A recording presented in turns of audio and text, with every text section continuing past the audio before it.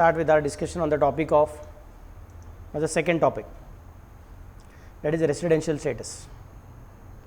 If you remember our lectures on basic concepts, first 10 lectures which we have completed, there we have studied that the first step in deciding what should be your income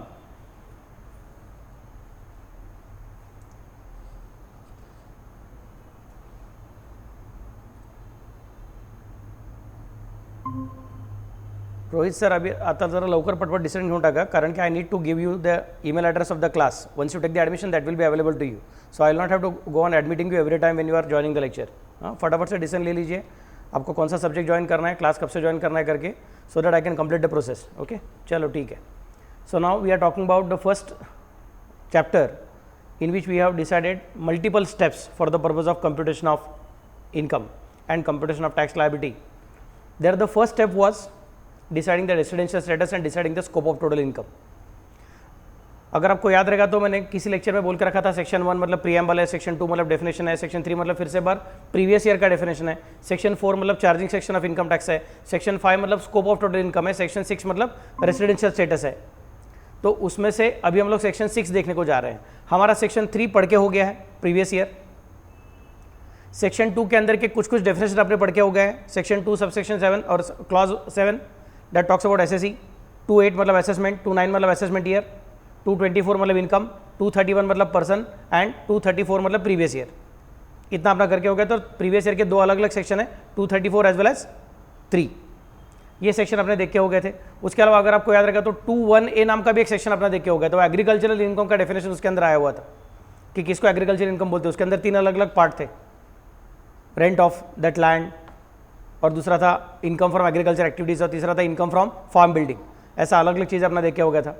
फिर हमारा section 10 subsection 1 भी देख के हो गया था, agriculture income को exam करने का रहता है करके. तो अपने बहुत सारे सेक्शन देख के हो गए. और आगे जाके हमारा डायरेक्टली सेक्शन 87A देख के हो गया, दैट टॉक्स अबाउट रिबेट. और उसके भी आगे का सेक्शन देख के हो गया 115 BAC. ये सब इनकम टैक्स एक्ट के अंदर के सेक्शंस है. और ये हम बार बार बोलते जा रहे हैं. और मेरे ख्याल से 3 और सेक्शन सिखाया था आपको मैंने, 112, 112A और 111A. 112 किसके लिए है? Normal long term capital gain. 112A किसके लिए है? वो इक्विटी शेयर्स या फिर units of mutual fund, equity oriented fund, ऐसा वाला कुछ लॉन्ग टर्म कैपिटल गेन रहेगा तो उसके लिए 112A है. और वैसा ही लेकिन शॉर्ट टर्म रहेगा इन दैट केस 111A है. ऐसा करके अपना बात करके हो गया था. तो लॉन्ग टर्म के लिए 2 अलग अलग सेक्शंस है, लेकिन शॉर्ट टर्म के लिए एक ही सेक्शन है 111A. तो इतने सारे सेक्शन अपने देखे हो गए कि किसको 20%, किसको 15%, किसको 10% वो पढ़ने का रहता है करके. तो इतना सब करके होने के बाद अभी हम लोग फ्लैशबैक में वापस जा रहे हैं. चलो फिर सबसे पहला स्टेप क्या था अपना? Residential status. जब तक वो नहीं समझेगा तब तक वो आगे नहीं जा सकेंगे. और हम भी क्या कर रहे हैं, पूरा फ्लैशबैक में नहीं जा रहे हैं. हम सेक्शन 5 से सेक्शन 6 की तरफ नहीं आ रहे हैं, बल्कि हम लोग पहले सेक्शन 6 सीखेंगे और बाद में आराम से सेक्शन 5 सीखेंगे. तो कल की शाम तक अपना सेक्शन 5 खत्म होना चाहिए, ऐसा मेरा टारगेट है. आज अपने को 12 स्लाइड्स पूरा करने का. थोड़ा डिफिकल्ट है याद रखना, इट रिक्वायर्स मोर कॉन्सेंट्रेशन. तो आज और कल सैटरडे है तो कल तक ये टॉपिक खत्म हो जाएगा. मतलब मंडे से हम लोग नया टॉपिक चालू कर सकेंगे, इनकम कंप्यूटेशन, सैलरी इनकम. लेकिन अगर आपको डिफिकल्ट गया तो मैं आपके स्पीड के हिसाब से जाऊँगा. मुझे कुछ घाई नहीं है. अपना एग्जाम नवंबर में है और मेरा सिलेबस आराम से जुलाई में पूरा होता है. ओके चलिए, so let us start now. Residential status सीखने का है. अगर आपको याद रहेगा तो हमने सबसे पहले क्या सीखा था की एसएससी आता मगाशी ना कळतच नव्हतं की लाईट आहे का लाईट नाही म्हणून मी फोन करत नव्हतं. मला कळलं की तू बहुतेक अजून बाहेर असशील, so I did not go for it. नहीं ठीक है, no problem, thank you, sorry यानी. चलो, सो द पॉइंट इज हम लोग कहाँ पे थे? हमको दिखना था रेसिडेंशियल स्टेटस. हमने सीखा था एसएससी का डेफिनेशन. एसएससी का डेफिनेशन का शुरुआत है, assessee means a person by whom any tax or any other sum of duties payable under the act and includes, ऐसा करके आगे के पॉइंट आए हुए थे. But assessee means a person ऐसा बोला हुआ था. और बाद में पर्सन का डेफिनेशन अपने को सिखाया था सेक्शन 2 सबसेक्शन 30 सॉरी क्लॉज 31 ने. और 231 क्या बोलता है पर्सन का definition? Person includes individual, HUF, firm, company, AOP और BOI वेदर इनकॉर्पोरेटेड और not, local authority and every other artificial juridical person not falling under the preceding सब क्लॉजेस. ऐसा पॉइंट अपने सेक्शन 2 सबसेक्शन सॉरी क्लॉज 31 में सीखा हुआ था. Now the question which arises कि सर ये जो रेसिडेंशियल स्टेटस अपने को सीखने वाले हम लोग सेक्शन 6, वो एसएससी के हिसाब से बात करता है कि पर्सन के हिसाब से बात करता है? क्योंकि अगर वो एसएससी के हिसाब से बात करेगा तो एसएससी बनने के 2 रास्ते थे. एक खुद ब खुद डिक्लेयर करना कि मैं एसएससी हूं, दूसरा आपके खिलाफ इनकम टैक्स ने केस चालू करना कि आप एसएससी हो. समझ में कैसे बोल रहा हूँ? तो उसके हिसाब से रेसिडेंशियल स्टेटस सीखने का रहेगा, तो अपने को रेसिडेंशियल स्टेटस सीखने के लिए सिर्फ 2 ही चीज़ें सीखनी पड़ेंगी कि जिसने खुद ने बोला कि मैं एसएससी हूँ, उसका रेसिडेंशियल स्टेटस कैसे डिसाइड करने का, और जिसके खिलाफ इनकम टैक्स एक्ट ने प्रोसेस चालू किया कि भैया तुम एसएससी हो, तो उसका रेसिडेंशियल स्टेटस कैसे कैलकुलेट करने का। ये 2 ही रास्तों से सीखना पड़ता था। लेकिन रेसिडेंशियल स्टेटस का जो सेक्शन है, सेक्शन 6, वो एसएससी के हिसाब से डिज़ाइन किया हुआ नहीं है, वो पर्सन के हिसाब से डिज़ाइन किया है। मतलब अपने को 7 अलग अलग कैटेगरी वाले जो पर्सन है, इंडिविजुअल को रेसिडेंशियल स्टेटस कैसे डिसाइड करने का ये अलग से सीखना पड़ेगा। एचयूएफ का अलग से सीखना पड़ेगा, कंपनी का अलग से सीखना पड़ेगा, firm, AOP, BOI, local authority, artificial juridical person, इनका सबका अलग से सीखना पड़ेगा। मतलब ऐसा देखा जाए तो ऑलमोस्ट 7 अलग अलग टाइप के सेक्शन अपने को सीखने पड़ेंगे, ऐसा देखा जाए तो। बट उतने नहीं है, डोंट वरी, क्योंकि कुछ कुछ लोगों को उन्होंने सेम ट्रीटमेंट दे दिया है। लेकिन मोस्ट इंपॉर्टेंट, हम लोग एसएससी के हिसाब से नहीं देख रहे हैं, हम लोग पर्सन के हिसाब से देख रहे हैं। क्लियर मैं कैसे बोल रहा हूँ? तो जो पर्सन के अंदर अलग अलग लोग बैठते हैं, उनका रेसिडेंशियल स्टेटस क्या रह सकता है, ये थोड़ा सा मैंने ब्रीफ में ऑलरेडी बोल दिया था इसके पहले भी एक बार, तो फिर से एक बार बता देते हैं। Your income tax liability is not dependent on your religion, gender, age और योर सिटीजनशिप। मैंने दाढ़ी का भी एग्जाम्पल दिया था, अगर याद रहेगा तो, कि रशिया के जार ने किस तरह से जू लोगों को अपने देश के बाहर निकलने का था और मारने का भी नहीं था, तो क्या किया था उसने, बोला जितना बड़ा दाढ़ी रहेगा उतना ज़्यादा टैक्स रहेगा, तो दाढ़ी का लेंथ चेक करेंगे और टैक्स डिसाइड करेंगे। ऐसा भी सिचुएशन था। औरंगजेब अपने इंडिया में भी जो रूलर था, मुगल रूलर था, उसने रिलीजन के ऊपर टैक्स लगाया था, अगर तुम हिंदू रहोगे तो तुमको जिजिया टैक्स भरना पड़ेगा। That's what he had gone for. समझ में कैसे बोल रहा हूँ? तो जो अलग अलग जगह पे तुम तो तीर्थ क्षेत्र को आने का है, जो भारत के अलग अलग भगवान के मंदिर है, अलग अलग तीर्थ क्षेत्र है, तो वहाँ पे आने का रहेगा तो पिलग्रिमेज टैक्स भरना पड़ेगा। That kind of things were created at that time. But अभी ऐसा कुछ नहीं है। Income tax liability is not dependent on your religion, gender, age और योर सिटीजनशिप।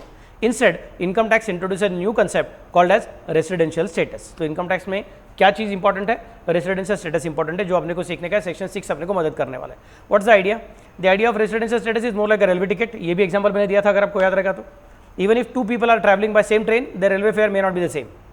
कोई सेकंड क्लास से ट्रैवल कर रहा है, कोई फर्स्ट क्लास से ट्रैवल कर रहा है, कोई स्लीपर कार से ट्रैवल कर रहा है, कोई चेयर कार से ट्रैवल कर रहा है। तो जैसा उनका ये अलग रहेगा, टिकट जैसा अलग निकाला रहेगा, उसके हिसाब से उनका प्रोविजन चेंज हो जाएगा, उनका टिकट चेंज हो जाएगा। कोई बोलेगा मैं घर से टिफिन लेके आऊँगा, कोई बोलेगा नहीं सर मैं घर से नहीं टिफिन लेके आऊँगा, मैं ट्रेन से टिकट मंगाऊंगा, टिफिन मंगाऊंगा, तो उसका टिकट चेंज हो जाएगा। So the logic says that जिस तरह से आप अपना रेलवे का ज़्यादा सर्विसेज यूज़ करोगे, उतना आपका ज़्यादा टिकट आएगा। उस तरह से इंडिया नाम का एक ट्रेन, ऐसा सोचो, इस इंडिया नाम के ट्रेन में आपको अलग अलग फैसिलिटी मिलता है। पहला फैसिलिटी, आपकी सीमाओं का रक्षण होता है।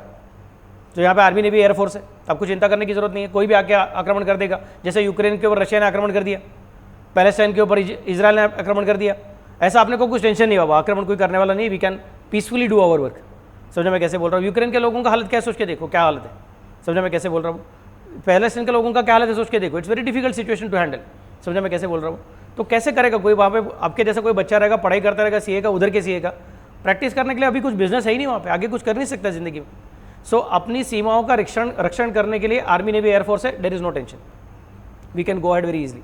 समझ में कैसे बोल रहा हूँ? पुलिस फोर्स है, अच्छा रेलवे नेटवर्क है, अच्छा रोड नेटवर्क है, इलेक्ट्रिसिटी सप्लाई प्रॉपर्ली दिया हुआ है, पोर्टेबल वाटर का सिस्टम दिया हुआ है, कचरा हम लोग एक तरह से लेके जाएंगे बराबर, उसके लिए हमने सिस्टम बनाया हुआ है। हमने स्टेट गवर्नमेंट कैसे रहेगा, म्यूनसिपल काउंसिल्स कैसे रहेगा, जिला परिषद कैसे रहेगा, किसको क्या क्या अधिकार रहेंगे, हेल्थ किस तरह से मेंटेन करने के लिए गवर्नमेंट मदद करेगा, अलग अलग पॉलिसी कैसे डिसाइड करेगा, पोल्यूशन कंट्रोल कैसे करेगा, इसके सबके लिए हमने एक सिस्टम बना के रखा हुआ है। उसके अलावा आपको बैंक अकाउंट ओपन करने का है, तो आपके बैंक को किसी ने डुबाना नहीं चाहिए, इसके लिए आरबीआई भी बना के रखा हुआ है। We have created a good system so that you can peacefully do your work. I am a chartered accountant and at heart I am a teacher. So मुझे सिर्फ टीचिंग करना है। अभी मुझे ये सोचते नहीं बैठना है इस बैंक में पैसा डालूंगा तो यार वो बैंक डूबेगा तो क्या करूँ। I'd not worry about it, I know that RBI is going to take care of this. समझ में कैसे बोल रहा हूँ? जब मैं किसी और के साथ ट्रांजेक्शन करता हूँ, कल वो प्रोजेक्टर अपने को चेंज करने का था, तो जिसको बुलाया हुआ था कॉन्ट्रैक्ट, वो बराबर करेगा कि नहीं करेगा? वो प्रोजेक्टर लेके गए उसके अंदर का लाइट चेंज करने के लिए, वो प्रोजेक्टर लेके गए और गए, तो समझ में कैसे बोल रहा हूँ? How to handle that particular thing. समझ में क्या बोला? अपने पास इंडियन कॉन्ट्रैक्ट एक्ट है एंड उसको मैनेज करने के लिए फिर से बार अपने पास कोर्ट्स है, जुडिशियरी है। So this system helps me to trust people who are completely unknown to me. Namrata, Prajakta, Akanksha, आपने कैसे डिसाइड किया? आकांक्षा तो मुझे बचपन से पहचानती नहीं है, नम्रता मुझे तो शायद सुना रहेगा डुम्बिली में बाबा ऐसा कोई क्लासे करके, बट बाकी कुछ मालूम नहीं है क्या है क्या नहीं करके। प्राजक्ता को कैसे पता चलेगा कि यार आदमी को हमने पूरा लमसम पैसा दे दिया? समझ में कैसे बोल रहा हूँ? ये सचमुच में सिलेबस पूरा करेगा कि नहीं करेगा, क्या अपने को शेंडी लगाएगा? हाँ बोल रहा है इसके पहले पूरा करता था करके, और हर साल इसके पहले पूरा किया, बट अपने टाइम करेगा कि नहीं करेगा? आपको किधर से गारंटी आ गया? you can peacefully do the transactions because you are having the backing of the system of India. This train is giving you full guarantee कि टाइम पे आएगी, टाइम पे लेके जाएगी, खाना बराबर टाइम पे बोला जाएगा. आपने अगर वेज बोला रहेगा तो वेज खाना आएगा, नॉन वेज बोला तो नॉन वेज खाना आएगा, आपने स्लीपर कार बोला तो स्लीपर कार, आपका टिकट किसी और को नहीं नहीं रहेगा. इसके लिए हम लोग ट्रेन के ऊपर आराम से विश्वास रख सकते हैं. 3-3 महीना पहले टिकट निकाल के रखते हैं, पैसा भर के रखते हैं. वैसे हम लोग यहाँ पे बोल रहे हैं कि अगर सपोज हम लोग इंडिया में रहते हैं तो अपने को इंडिया नाम के इस ट्रेन का बहुत सारा फैसिलिटीज मिलता है. जितना ज़्यादा फैसिलिटीज हम यूज़ करेंगे उतना अपने को ज़्यादा टैक्स भरना पड़ेगा. तो कौन ज़्यादा फैसिलिटी यूज़ करता है? जो इंडिया में ज़्यादा रहता है वो इंडिया में ज़्यादा फैसिलिटी यूज़ करता है. जो इंडिया में कम रहता है वो इंडिया का फैसिलिटीज़ कम यूज़ करता है. दैट्स वाई हमको रहना ज़्यादा इंपॉर्टेंट लगता है. समझे मैं कैसे बोल रहा हूँ? तो मोर इज दैट अभी बाकी सब चीज़ें ठीक है. Residential status remember is an annual position. It is not permanent and it should be decided every year. I repeat, residential status is an annual position. Citizenship is almost like permanent position. But residential status is not a permanent position. Residential status is to be calculated every year. Sir, last year मैं ऐसा था, मतलब इस साल भी ऐसे ही रहूँगा. नहीं, गारंटी नहीं है, चेक करना पड़ेगा. इस साल में ऐसा था, इसका मतलब लास्ट ईयर में ऐसा था, मतलब इस साल में ऐसा नहीं रहूँगा, ऐसा भी गारंटी नहीं है. चेक करना पड़ेगा, हर बार चेक करना पड़ेगा. तो सर वो कंडीशंस क्या है जो मुझे हर साल चेक करनी पड़ती है, वो मुझे कहाँ पे मिलेंगी? तो दोस्त conditions are available in section 6. Section 6 को अगर मैं अप्लाई करता हूँ तो अल्टीमेटली क्या हो सकता है? अगर मैं इंडिविजुअल हूँ, आई रिपीट, अगर मैं इंडिविजुअल हूँ और सेक्शन 6 ने जो कंडीशन डाला हुआ है उसको मैं अप्लाई करके पूरा करता हूँ, तो शायद मैं क्या बन सकता हूँ? ठीक से सुनिए, मैं क्या बन सकता हूँ? शायद मैं डीम्ड रेसिडेंट बन सकता हूँ, शायद मैं रेसिडेंट बन सकता हूँ, शायद मैं नॉन रेसिडेंट बन सकता हूँ. अगर सपोज मैं इंडिविजुअल हूँ और मैं डीम्ड रेसिडेंट हूँ तो मुझे बाद में फिर से एक बार मैं OR हूँ कि नहीं हूँ ये चेक करने की जरूरत नहीं. सर OR का मतलब क्या? अगर आपको याद रहेगा तो हमने इसके पहले डिस्कस किया था एक बार छोटा सा. OR का मतलब होता है ऑर्डिनरी रेसिडेंट. सो अगर सपोज मैं सेक्शन 6 के कंडीशंस को फॉलो करते करते डीम्ड रेसिडेंट बन गया रहूँगा तो मुझे आगे पूछने की जरूरत नहीं है कि सर मैं deemed resident and ordinary resident हूँ कि deemed resident and not ordinary resident हूँ. मैं बोलूँगा the moment you will say that you are deemed resident we will consider that you are going to be by default not ordinary resident only. समझ मैं कैसे बोल रहा हूँ? Deemed resident वाला आदमी कभी भी ऑर्डिनरी रेसिडेंट नहीं बन सकता है. डीम्ड रेसिडेंट वाला हमेशा कौन बनेगा? RNOR ही रहेगा. समझ मैं कैसे बोल रहा हूँ? नहीं सर मैं डीम्ड रेसिडेंट वाला रेसिडेंट नहीं हूँ, मैं डीम्ड रेसिडेंट वाला रेसिडेंट नहीं हूँ, मैं सादा वाला पर्सन हूँ, मतलब मैं डीम्ड में नहीं जाता हूँ. तो इन दैट केस में क्या बन सकता हूँ? तो तुम रेसिडेंट भी बन सकते हो और तुम नॉन रेसिडेंट भी बन सकते हो. और अगर तुम रेसिडेंट बनते हो, डीम्ड वाला रेसिडेंट नहीं, सादा वाला रेसिडेंट बनते हो, फिर तुमको शायद ROR बनने का चांस मिलेगा, नहीं तो RNOR बनने का चांस मिलेगा. अगर तुम नॉन रेसिडेंट बनोगे तो वहां पे तुमको पूछने की जरूरत नहीं है कि सर मैं non resident and ordinary resident हूँ कि non resident and not ordinary resident हूँ, उसका कुछ फर्क ही नहीं पड़ता है. एकदम सिंपल एग्जाम्पल मैं ऐसा कंसिडर करता हूँ कि सपोज आप लोग किसी एग्जाम में पास हो गए, 12वीं के एग्जाम में पास हो गए. मैं क्या बोलूँगा? आप पेड़े लेके आए, बोले सर मैं पास हो गया, पेड़ा ले लो. मैं पूछूंगा अच्छा पास हो गया, शाबाश, बता फर्स्ट क्लास मिला के डिस्टिंक्शन मिला. समझे मैं कैसे बोल रहा हूँ? Are you getting the point what I am trying to say? First class मिला के डिस्टिंक्शन मिला, मतलब तुमको पास होने के बाद अलग अलग क्लासिफिकेशन है, फर्स्ट क्लास वाला पास या फिर डिस्टिंक्शन वाला पास. लेकिन सपोज एक कोई बच्चा बेचारा अनफॉर्चुनेटली फेल हो गया किसी भी कारण की वजह से. मैं उसको पूछा क्या रे क्या हुआ, रिजल्ट बताया नहीं तूने? बोलता सर फेल हो गया. बोलता अच्छा वो ठीक है, लेकिन फर्स्ट क्लास से फेल हुआ कि डिस्टिंक्शन से फेल हुआ? बोलते सर फेल को फेल होता है, उसमें क्या फर्स्ट क्लास एंड डिस्टिंक्शन. तो अगर रेसिडेंट रहोगे तो ऑर्डिनरी नहीं तो नॉट ऑर्डिनरी, ऐसा दो अलग अलग चीज रहेगा. समझ मैं कैसे बोल रहा हूँ? बट नॉन रेसिडेंट रहोगे इसका मतलब it is like that boy or that girl who has failed the exam, तो उसमें ऑर्डिनरी नॉट ऑर्डिनरी कुछ नहीं रहता है. समझ मैं कैसे बोल रहा हूँ? अब कोई लोगों को और कुछ नया चीज नजर आता है जो मैंने बोला नहीं, वो अपने मन में अपने आप क्रिएट होता है. Sometimes the examples create this kind of things. आपने क्या बोला? सर वो फेल होता है मतलब नॉन रेसिडेंट और पास होता है मतलब रेसिडेंट. तो अपने लगता है कि नॉन रेसिडेंट होना इसका मतलब बुरी बात है और रेसिडेंट होना इसका मतलब अच्छी बात है, क्योंकि जनरली अपने को लगता है हमने पास होना चाहिए, फेल नहीं होना चाहिए. But in reality income tax की नज़र से देखोगे तो समझेगा कि एसएससी अगर नॉन रेसिडेंट रहेगा तो एसएससी को ज़्यादा फायदा है और एसएससी अगर रेसिडेंट रहेगा तो उसको कम फायदा है. क्यों? क्योंकि अगर वो नॉन रेसिडेंट रहेगा तो उसके बहुत सारे इनकम टैक्स एक्ट छोड़ देगा, नज़रअंदाज कर देगा, बोलेगा सॉरी हम इसको पकड़ नहीं सकते, तुम नॉन रेसिडेंट हो, मतलब ये इनकम तुमने भारत के सिस्टम को यूज़ करके नहीं कमाया है क्योंकि तुम नॉन रेसिडेंट हो, तो तुम्हारे इस इनकम के पीछे भारत के सिस्टम खड़ा रहने का चांस नहीं है, तो चल राजा हम छोड़ देते हैं तुझे. और अगर रेसिडेंट रहेगा तो हम बोलेंगे तेरा किधर का भी इनकम रहने दो, भारत के अंदर कमाया हुआ इनकम रहने दो, भारत के बाहर कमाया हुआ इनकम रहने दो. भारत में रहते हुए अगर तू भारत के बाहर इनकम कमा रहा है इसका मतलब तू भारत के सिस्टम को डबल ट्रिपल यूज कर रहा है। समझ से मैं कैसे बोल रहा हूँ? तो तुझे तो सारे के सारे इनकम को टैक्स भरना पड़ेगा। मतलब अगर तुम पास होके रेसिडेंट बन गए और तो उसकी वजह से तुमको ROR नहीं तो RNOR बनना पड़ेगा, और अगर वहाँ बनते जाओगे तो इन दैट केस रिमेंबर कि वो पास होना है तो OR नहीं तो NOR दोनों बनने वाला है, और NR बन गए तो फेल हो गया ऐसा मन में लगेगा, but actually speaking tax liability थोड़ा कम हो जाएगा। समझ से मैं कैसे बोल रहा हूँ? ओके, नेक्स्ट HUF रहेगी। तो HUF में एक छोटा पॉइंट अगर आपने देखा रहेगा तो ग्रीन के मुकाबले ऑरेंज के अंदर थोड़ा चेंज हो रहा है कि ग्रीन के अंदर 3 कॉलम थे। एक कौन सा था? डीम्ड रेसिडेंट, बाद में नॉर्मल रेसिडेंट और बाद में नॉर्मल नॉन रेसिडेंट। HUF के अंदर सिर्फ रेसिडेंट एंड नॉन रेसिडेंट, इधर डीम्ड वाला कॉलम ही नहीं है। समझे मैं कैसे बोल रहा हूँ? मतलब HUF cannot be deemed resident. Deemed resident is a very special situation which is created only for individual. I repeat, deemed resident is a very special situation created only for individual and not for everybody else. So HUF हो, company हो, firm हो, AOP, BOI लोग, उसके लिए deemed resident का condition नहीं है। Deemed resident is a very special status, very special type of conditions created only for individual, not for anybody else. कहते हैं क्या होते हैं? So I am repeating again, individual के लिए क्या सिचुएशन है? Either the person can be deemed resident or other than deemed resident. Deemed resident रहेगा तो ऑटोमेटिकली वो क्या बनेगा? RNOR ही बनेगा। अदर देन डीम्ड रेसिडेंट रहेगा तो क्या बन सकता है? आइदर रेसिडेंट नहीं तो नॉन रेसिडेंट। अगर रेसिडेंट रहेगा तो फिर से क्या बन सकता है? ROR नहीं तो RNOR, और नॉन रेसिडेंट रहेगा तो कुछ चिंता करने की जरूरत नहीं। समझा मैं कैसे बोल रहा हूँ? नेक्स्ट, HUF के अंदर क्या बन सकता है? रेसिडेंट नहीं तो नॉन रेसिडेंट। नॉन रेसिडेंट रहेगा तो फिर से बार फेल, मतलब आगे चिंता करने की जरूरत नहीं है। बट रेसिडेंट रहेगा तो फिर से पूछना पड़ेगा भैया फर्स्ट क्लास के सेकंड क्लास, मतलब RNOR क्या, सॉरी ROR क्या RNOR। Clear? And every other person सिर्फ 2 ही है, resident and non resident. Resident बनने के फिर से उसके 2 टुकड़े, OR NOR, वो सब किसके लिए? सिर्फ इंडिविजुअल एंड HUF के लिए है, बाकी किसी के लिए नहीं है। समझा मैं कैसे बोल रहा हूँ? सो ये अल्टीमेटली क्या होने वाला है वो मैं बता दिया। सेक्शन 6 जब पूरा हो जाएगा तो अल्टीमेटली ये होने वाला है। क्लियर मैं क्या बोल रहा हूँ? अगर इंडिविजुअल रहेगा तो आइदर वो डीम्ड टू बी रेसिडेंट बन के RNOR बन जाएगा, या फिर वो डीम्ड टू बी रेसिडेंट के बाहर निकल जाएगा और फिर एक तो ROR नहीं तो RNOR नहीं तो NR बन जाएगा। ROR मतलब क्या? Resident and ordinary resident. RNOR मतलब क्या? Resident but not ordinary resident. एक रेसिडेंट एंड है और दूसरा रेसिडेंट बट है। रेसिडेंट एंड ऑर्डिनरी रेसिडेंट मतलब सर मैं पास भी हुआ और साथ साथ में डिस्टिंक्शन भी मिला।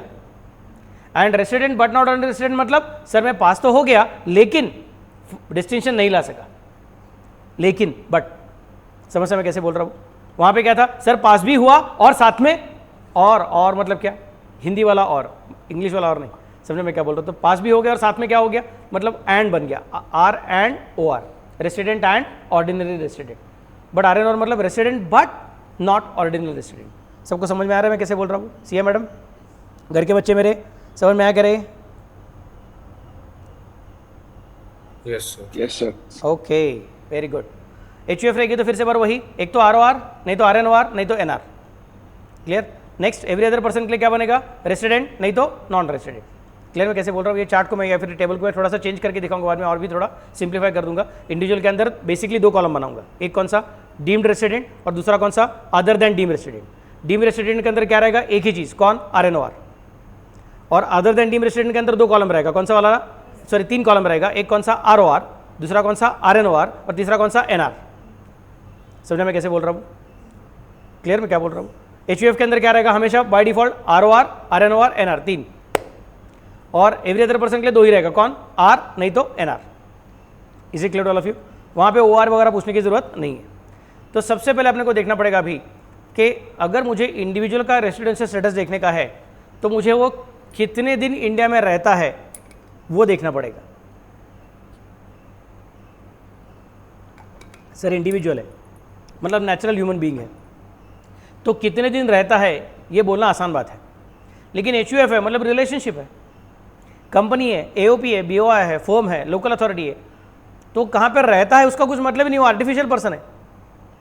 तो sir residential status of individual calculate करने के लिए वो इंडिया में कितने दिन तक रहा ऐसा कैलकुलेट करेंगे तो चल जाएगा। लेकिन वही कंसेप्ट उठा के हमने HUF के लिए लगाया, वही कंसेप्ट उठा के अगर हमने एवरी अदर पर्सन के लिए लगाया तो सर उसका कुछ फायदा नहीं होगा, क्योंकि बाकी के सब लोग आर्टिफिशियल पर्सन है या फिर रिलेशनशिप्स है। रिलेशनशिप कहाँ पे रहती है इसका कुछ मतलब नहीं है। समझा मैं कैसे बोल रहा हूँ? So myself and my wife we are having a family relationship, और हम दोनों पूना में रहते हैं तो हमारी रिलेशनशिप भी पूना में रहती है। But for 2 years, when I started my classes first in Pune in 2018, तो I was staying in Pune, my wife was staying in Mumbai, and I used to travel every weekend. तो फिर ऐसा मतलब ऐसा हो जाएगा कि every weekend our relationship was in Mumbai, and throughout the week our relationship was partially in Mumbai and partially in Pune. Sir ऐसा नहीं होता, रिलेशनशिप को कहाँ पे रहता है इसका कुछ मतलब नहीं है सर. समझे मैं कैसे बोल रहा हूँ? This is a complicated thing to understand. मैं बोलूँगा ठीक है, इसका मतलब फिर इंडिविजुअल का रेसिडेंशियल स्टेटस कैलकुलेट करने के लिए जिस चीज़ की तरफ हम देखने वाले हैं उसी चीज़ को देख के हम लोग एचयूएफ कंपनी फर्म का रेसिडेंशियल स्टेटस डिसाइड नहीं कर सकते हैं. इन case of individual residential status it is based on the concept of number of days stay in India. Bharat के अंदर कितने दिन के लिए रहता है ये चीज़ इंपॉर्टेंट बन जाती है किसके लिए? रेसिडेंशियल स्टेटस ऑफ इंडिविजुअल के लिए. But residential status of company is based on place of registration first. कहाँ पे रजिस्टर हो गई कंपनी, इनकॉर्पोरेट कहाँ पे हो गई है, आपको लॉ में सर सिखा रहे हैं प्लेस ऑफ इनकॉर्पोरेशन के हिसाब से, बराबर. तो वो इंपॉर्टेंट है. And then also on the concept of place of control and management. उनने शब्द अलग यूज किया है, उनका शब्द है place of effective management, POEM ऐसा बोलते हैं वो लोग उसको. POEM मतलब क्या? Place of effective management. Clear मैं कैसे बोल रहा हूँ? And next residential status of every other SSC is based on the place of control and management. उसको इनकॉर्पोरेशन का डेट जगह देखने का जरूरत नहीं रहता है. इंडिविजुअल के लिए स्टे इज इंपॉर्टेंट, कंपनी के लिए इनकॉर्पोरेशन की जगह इंपॉर्टेंट है, और अगर वो कंडीशन पूरी नहीं होती रहेगी तो बाद में place of effective management is important, POEM is important. समझ मैं कैसे बोल रहा हूँ? और बाकी सबके लिए POEM भी देखने का जरूरत नहीं, वहाँ पे क्या इंपॉर्टेंट है? Place of control and management important है. तो चलो अभी एक एक देखना चालू करते हैं. सबसे बड़ा प्रॉब्लम्स किसके ऊपर रहने वाला है? इंडिविजुअल के ऊपर ही रहने वाला है. ज़्यादा कॉम्प्लेक्स इंडिविजुअल ही है, बाकी सब ईजी है. समझ मैं क्या बोल रहा हूँ? और एग्जाम में प्रॉब्लम आएंगे तो किसके ऊपर आएंगे? इंडिविजुअल के ऊपर प्रॉब्लम आएंगे. बाकी सबका आएगा तो शॉर्ट नोट, नहीं तो एक आध MCQ आएगा. क्लियर मैं क्या बोल रहा हूँ? इंडिविजुअल का MCQ भी आएगा, इंडिविजुअल का प्रैक्टिकल प्रॉब्लम भी आएगा, और आना ही है, छोड़ नहीं सकते आप इसको. सर मुझे थोड़ा टेंशन आया, टेंशन वेंशन कुछ नहीं, चुपचाप से करने का. मैंने उसको सिंप्लीफाई करके दिया हुआ है आपके स्टडी मटेरियल के अंदर. जो 10-12 पेज में दिया, मैं यहाँ पे एक पेज के अंदर समरी बना के दिया हुआ है. क्लियर मैं कैसे बोल रहा हूँ? तो सबसे पहले याद रखने का है कि इंडिविजुअल का रेसिडेंशियल स्टेटस डिसाइड करने के हमने क्या बोला था? स्टे नाम का कंसेप्ट हमने यूज़ किया था, STAY स्टे. स्टे मतलब रहना. तो आप कहाँ पे रहते हो, आपका इंडिविजुअल कहाँ पे रहता है, उसके हिसाब से बात चलती है. तो सर रहने का मतलब क्या है? फॉर एग्जांपल सर मैं पूना में रहता हूँ, बोलना आसान है, लेकिन सर मैं ट्रक ड्राइवर हूँ, नेशनल परमिट का ट्रक चलाता हूँ, तो मैं साल भर इधर उधर घूमता रहता हूँ ट्रक लेके. तो I am not staying actually speaking, I am travelling in India. नहीं तो मैं मालगाड़ी का ड्राइवर हूँ. समझे मैं कैसे बोल रहा हूँ? तो I am not staying in India, I am travelling in India. समझ मैं कैसे बोल रहा हूँ? Continuous on travel, continuous on rail, continuous on wheels, ऐसे चालू है. तो सर मुझे आप स्टे बोलोगे कि नहीं बोलोगे? हम बोलते ठीक है चलेगा. Stay in India includes travel in India. Sir मैं क्या करता हूँ, 3 महीने के लिए पूना में सिखाता हूँ कॉस्टिंग, अपना इनकम टैक्स वगैरह, मेरा सिलेबस पूरा हो जाता है. फिर मैं 3 महीने के लिए बैंगलोर में सिखाता हूँ, फिर मैं 3 महीने के लिए चेन्नई में सिखाता हूँ. ऐसा अलग अलग जगह पे मैं 3-3 महीने सब जगह पे घर लेके रखे हुए हैं. समझे मैं क्या बोल रहा हूँ? वहाँ पे मैं 3-3 महीने जाके सिखाता हूँ. तो I am not staying at one place and I am not travelling also, I am staying at different places for different number of months in a year. अब क्या कंसिडर करोगे? हम बोलेंगे sir stay includes stay anywhere in India. जरूरी नहीं कि stay मतलब एक ही जगह पे रहना चाहिए. हम किसी पेड़ की बात नहीं कर रहे, एक जगह पे उगा है अभी वहीं पे रहेगा, हिलेगा नहीं करके. That's not the case. It's okay, travel भी चलेगा और अलग अलग जगह पे रहते रहोगे तो भी चलेगा. Stay in a ship moved in the territorial waters of India is also treated as stay in India. तो मैंने बोला ठीक है, भारत के अंदर किधर भी रहोगे तो आप पकड़ लेते हो, भारत के अंदर किधर घूमते रहोगे तो भी आप पकड़ लेते हो. तो मैं क्या करता हूँ, गेटवे ऑफ इंडिया के सामने जो समंदर है, उस समंदर के अंदर मेरा मैं यॉट लेके खड़ा हूँ. समझे मैं कैसे बोल रहा हूँ? मैं उधर ही रहता हूँ, उधर से सारा इंटरनेट यूज़ करके मस्त से ट्रांजेक्शन करता हूँ और मेरा पूरा बिजनेस करता हूँ. मेरा क्या लेक्चर ही रहता है, ऑनलाइन लेक्चर कर सकता हूँ मैं बराबर से. और कुछ सब्जी वब्जी लेने का तो छोटी सी मेरी एक बोट है, यॉट पर से वो नीचे डालता हूँ और कयाकिंग वयाकिंग ऐसा करके वहाँ पे जाता हूँ मैं और मेरी बीवी. जहाँ सब्जी वब्जी लेके आते वापस और फिर से बस समुद्र में जाते, फिर से बार अपने यॉट पर आके रहते हैं. दिन भर लेक्चर लेने का और समुद्र के अंदर रहने का, बस बाकी कुछ नहीं. तो बोलेंगे सर अगर आपका ऐसा कुछ शिप पे रहते रहोगे, मेरे because you are away from land mass of India, you can say that. Sir पहला पॉइंट क्या बोला था? ट्रैवल को पकड़ेंगे. दूसरा पॉइंट क्या बोला था? लोकेशन मल्टीपल रहेगा तो भी चलेगा. अब मैं ज़मीन के ऊपर हुई नहीं, अब तो मैं पानी में हूँ. तो बोलते लेकिन याद रखो, इंडिया का जो कोस्ट लाइन है उस कोस्ट लाइन के आगे काउंट करने का 12 nautical miles. I repeat, India के कोस्ट लाइन के आगे काउंट करने का 12 nautical miles. Now nautical miles का मतलब क्या? वो सब चीज़ें मैरीटाइम एक्ट में आती है. हमारा सिलेबस इनकम टैक्स एक्ट का, मैरीटाइम एक्ट का नहीं है, तो उसके बारे में चिंता करने की जरूरत नहीं है. लेकिन अगर आपको चाहिए रहेगा तो मैं कुछ वीडियोस आपको भेज दूंगा कि आप वहाँ पे कुछ एक्स्ट्रा इन्फॉर्मेशन के लिए, एग्जाम के लिए कुछ ज़रूरी नहीं है, समझने के लिए कि दुनिया कितनी बड़ी है और कितने सारा अलग अलग कानून अपनी दुनिया को कंट्रोल करते रहते हैं, कि what is the meaning of territorial waters, what is the meaning of exclusive economic zone, what is the meaning of continental shelf. समझने में कैसे बोल रहा हूँ। और आयरलैंड नाम का एक कंट्री है, अगर आपको पता रहेगा तो, इंग्लैंड के ऊपर के साइड में है, आयरलैंड नाम का कंट्री है, उसने ये territorial waters, exclusive economic zone, continental shelf, ये सब चीज़ों का डेफिनेशन के बारे में बहुत सारा रोल प्ले किया हुआ है, उसकी वजह से डेफिनेशन ज़्यादा अच्छे से बना हुआ है। समझने में कैसे बोल रहा हूँ। मतलब इंडिया के कोस्टलाइन से आगे 12 नॉटिकल माइल्स तक, भले आपको ऊपर पानी दिखता रहेगा तो भी वहाँ तक का जो एरिया है that is still considered as complete territory of India. Bharat की टेरिटरी जहाँ पे भारत का लैंडमास खत्म होता है वहाँ पे खत्म नहीं होती है, बल्कि लैंडमास के आगे जो समंदर है, समंदर के नीचे भी सीबेड है और वो सीबेड भी भारत का ही है। फिर कितना भारत का है, तो बोलेंगे 12 नॉटिकल माइल्स तक भारत का है। तो वहाँ पे अगर पेट्रोलियम मिल गया तो वो भारत का है, वहाँ पे जो मछलियाँ पकड़ी जाएगी वो भारत की है। समझ में कैसे बोल रहा हूँ। इसके लिए आपने कभी सुना रहेगा तो गुजरात के कोस्ट के वहाँ पे कभी कभी पाकिस्तान के मछुआरों को पकड़ लेते हैं और अपने कुछ मछुआरे लोगों को पाकिस्तान का लोग पकड़ के ले जाते हैं, क्योंकि समुद्र के अंदर ऐसा दिखता तो है नहीं ना, लाइन यहाँ पे ड्रॉ किया व्हाइट लाइन, बाबा इधर पाकिस्तान चालू हो गया टेरिटोरियल वाटर्स, इधर इंडिया का टेरिटोरियल वाटर्स चालू हो गया, ऐसा दिखता नहीं है। तो कभी कभी वो बहते जाती है इधर उधर। समझने में कैसे बोल रहा है। Then Pakistan can say that तुम हमारे कंट्री के मछलियों को पकड़ के लेके गए, मतलब तुमने हमारे एरिया में आके चोरी किया, चलो हम पकड़ के लेके जाते हैं। सिमिलरली हम उनको बोल सकते हैं कि भैया टेरिटोरियल वाटर्स के अंदर का जो भी कुछ संपत्ति है वो हमारा संपत्ति है। समझने में कैसे बोल रहा हूँ। So in that case you can not take it without taking our permission. Got the idea what I am trying to specify. जिस तरह से अगर आपके घर के सामने आंगन है, उस आंगन में आपने कोई आम का पेड़ लगा के रखा हुआ है और मैं रात को आके धीरे से सब आम लेके जाता हूँ, आपको गुस्सा आएगा कि नहीं? आप बोलोगे अरे चोरी करता है यार। मैं बोलता अरे ऐसा थोड़ी, पेड़ है, तुझे तेरा थोड़ी फल है, वो तो पेड़ का फल है, पेड़ ने मुझे नहीं रोका तो तू क्यों रोकता है? बोलता सर लेकिन वो मेरे टेरिटरी के अंदर है ना, इसका बोलो मैंगो मेरा हो गया। वैसे हम बोलते कि वो हमारे टेरिटोरियल वाटर्स के अंदर है ना, तो फिश हमारा हो गया, तो तुमने लेके नहीं जाने का। समझ में कैसे बोल रहा हूँ। इसके लिए उधर के लोग हमारे लोगों को पकड़ के लाते हैं, हमारे लोग उनके लोगों को पकड़ते हैं, फिर बाद में कभी छोड़ देंगे। That's a different story, but that is how the things work. समझ में कैसे बोल रहा हूँ। सो अगर आपका शिप गेटवे ऑफ इंडिया के बाहर समुद्र के अंदर तैर रहा रहेगा और वहाँ से आप रोज कयाकिंग करके सब्जी वब्जी लेके वापस जाते रहोगे, तो भी हम बोलेंगे stay in a ship moored in the territorial waters of India is also treated as stay in India. Moored मतलब नांगर टाकून ठेवलेला है, लंगर डाल के रखा हुआ है। समझ में कैसे बोल रहा हूँ। Okay next, here territorial waters means 12 nautical miles from the coastline of India. Stay can be for small intervals at different places in India. Vaishno Devi को 10 दिन का जाके आया, फिर नीचे सबरीमला को 10 दिन जाके आया, चलेगा, कुछ प्रॉब्लम नहीं है। We are not saying that it should be at a stretch. और ऐसा भी हो सकता है सर मैं क्या कर रहा हूँ, मैं पहले इंडिया में था अप्रैल महीने में, फिर मई महीने में मैं यूएस में गया, यूएस में जाके फिर 15 दिन वहाँ पे रहा, फिर वापस आया, फिर इंडिया में 2 दिन रहा, फिर से सिंगापुर को चला गया। I am globe trotter, I am working with Microsoft और I am working with some other big SAP जैसा कुछ तो कंपनी, अलग अलग कंपनी में जाके मुझे इम्प्लीमेंटेशन करना करता है सॉफ्टवेयर का।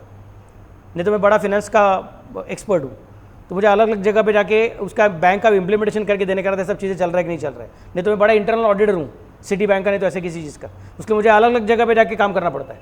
समझ में कैसे बोल रहा हूँ। तो इंडिया में आता हूँ, फिर से बाहर जाता हूँ, फिर से आता हूँ, फिर जाता हूँ।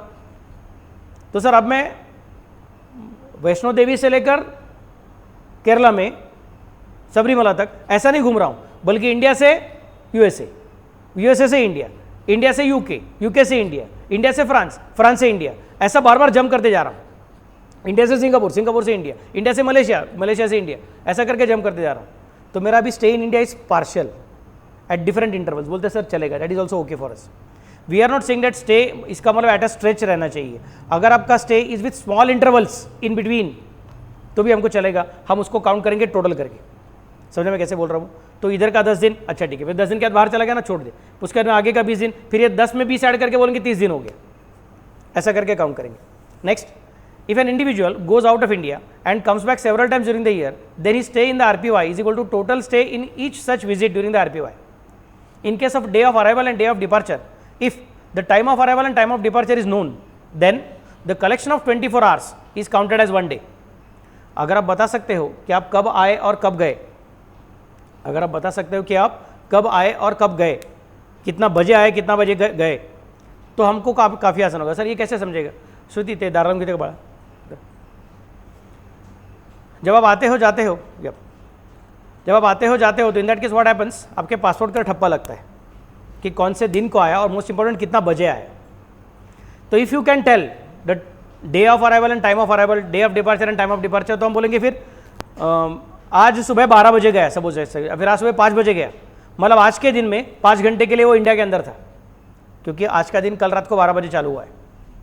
आज का दिन कल रात को 12 बजे चालू है और मेरा फ्लाइट सुबह 5 बजे था, मतलब आज का दिन में सुबह 12 बजे से लेकर सुबह 5 बजे तक इंडिया में था। तो आज के दिन का सिर्फ 5 घंटा काउंट करने का। फिर मैं कभी वापस आऊँगा, तब मैं कितना बजे वापस आया, सपोज मैं तभी सुबह के 5 बजे वापस आया, तो बोलेंगे जिस दिन आया वो भी दिन चालू कब हुआ रहेगा, उसके पहले दिन के रात को 12 बजे चालू हुआ रहेगा। वो 12 से 5 आप इंडिया के अंदर नहीं थे और 5 के आगे आप इंडिया में थे, तो फिर वो 5 के आगे जो भी कुछ है 19 घंटा रात के 12 बजे तक का, that will be counted as 19 and this will be counted as 5। फिर इन दोनों को जोड़ के बोलेंगे अच्छा 24 आवर्स हो गया और आपका एक दिन पूरा हो गया। ऐसा काउंट करेंगे कि हाँ ऐसा काउंट करेंगे। If you tell the time of arrival and time of departure, then the collection of 24 hours will be counted as 1 day. लेकिन सर मैं इतनी बार बाहर जाके आता रहता हूँ, मेरे पासपोर्ट इतना ठप्पा लगा ना, दिखता ही नहीं है वहाँ पे क्या है करके। If you cannot tell what is the time of arrival, time of departure, then it is assumed that the entire day of arrival and entire day of departure you have stayed in India. I repeat, if you cannot tell at what time you came, at what time you went out, it's difficult to prove. In that case, the entire day of arrival and entire day of departure both are assumed to be stayed fully in India. ऐसा नहीं बोलने का sir arrival का India में और departure का India के बाहर, ऐसा कुछ नहीं। Both days are counted to be stayed in India. Clear? Next, if time of arrival and departure is not known, then both days are assumed to be stayed in India. These are the basic concepts to be kept in mind. Clear मैं कैसे बोल रहा हूँ? Now we are required to understand कि resident और not decide कर रहे हैं, हम किसकी बात कर रहे हैं, हम इंडिविजुअल की बात कर रहे हैं। और उसका रेसिडेंशियल स्टेटस डिसाइड करने का अपने को 2 ऑप्शन रहने वाला है, एक्चुअली 3 ऑप्शन रहने वाला है। वो क्या बन सकता है, डीम्ड रेसिडेंट, नहीं तो other than deemed resident. Other than deemed resident रहेगा तो रेसिडेंट एंड नॉन रेसिडेंट, फिर रेसिडेंट के अंदर OR नहीं तो NOR, ऐसा अलग अलग चीज़ हमने बोल के रखा था। तो अभी सबसे पहले हम देख रहे हैं कि रेसिडेंट और नॉट वो पहले चेक करते हैं। रेसिडेंट और नॉट वो चेक करते हैं, मतलब यहाँ पे 3 अलग अलग सिचुएशन आएगा, एक तो रेसिडेंट रहेगा, नहीं तो नॉन रेसिडेंट रहेगा, नहीं तो डीम टू बी रेसिडेंट रहेगा। ऐसा 3 अलग अलग चीज़ें रहेगा। उसमें से जो बेसिक कंडीशंस है they are given under section 6 subsection 1। They are given under which section, section 6 subsection 1। और ब्रैकेट में मैंने क्या बोल कर रखा है, RPY। RPY का मतलब क्या होता है, रिलेवेंट प्रीवियस ईयर, क्योंकि हमने बोला है कि residential status is to be decided for every assessment year separately.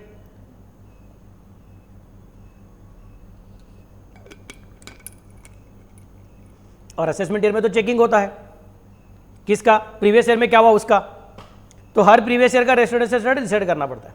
समझने में कैसे बोल रहा हूँ? तो RPY मतलब रिलेवेंट प्रीवियस ईयर, जिसका क्वेश्चन पूछा है उसका वर्किंग हम करने वाले हैं। सेट 1 एंड सेट 2 ऐसा 2 अलग अलग सेट्स है। So section 6 subsection 1 has given totally 3 conditions.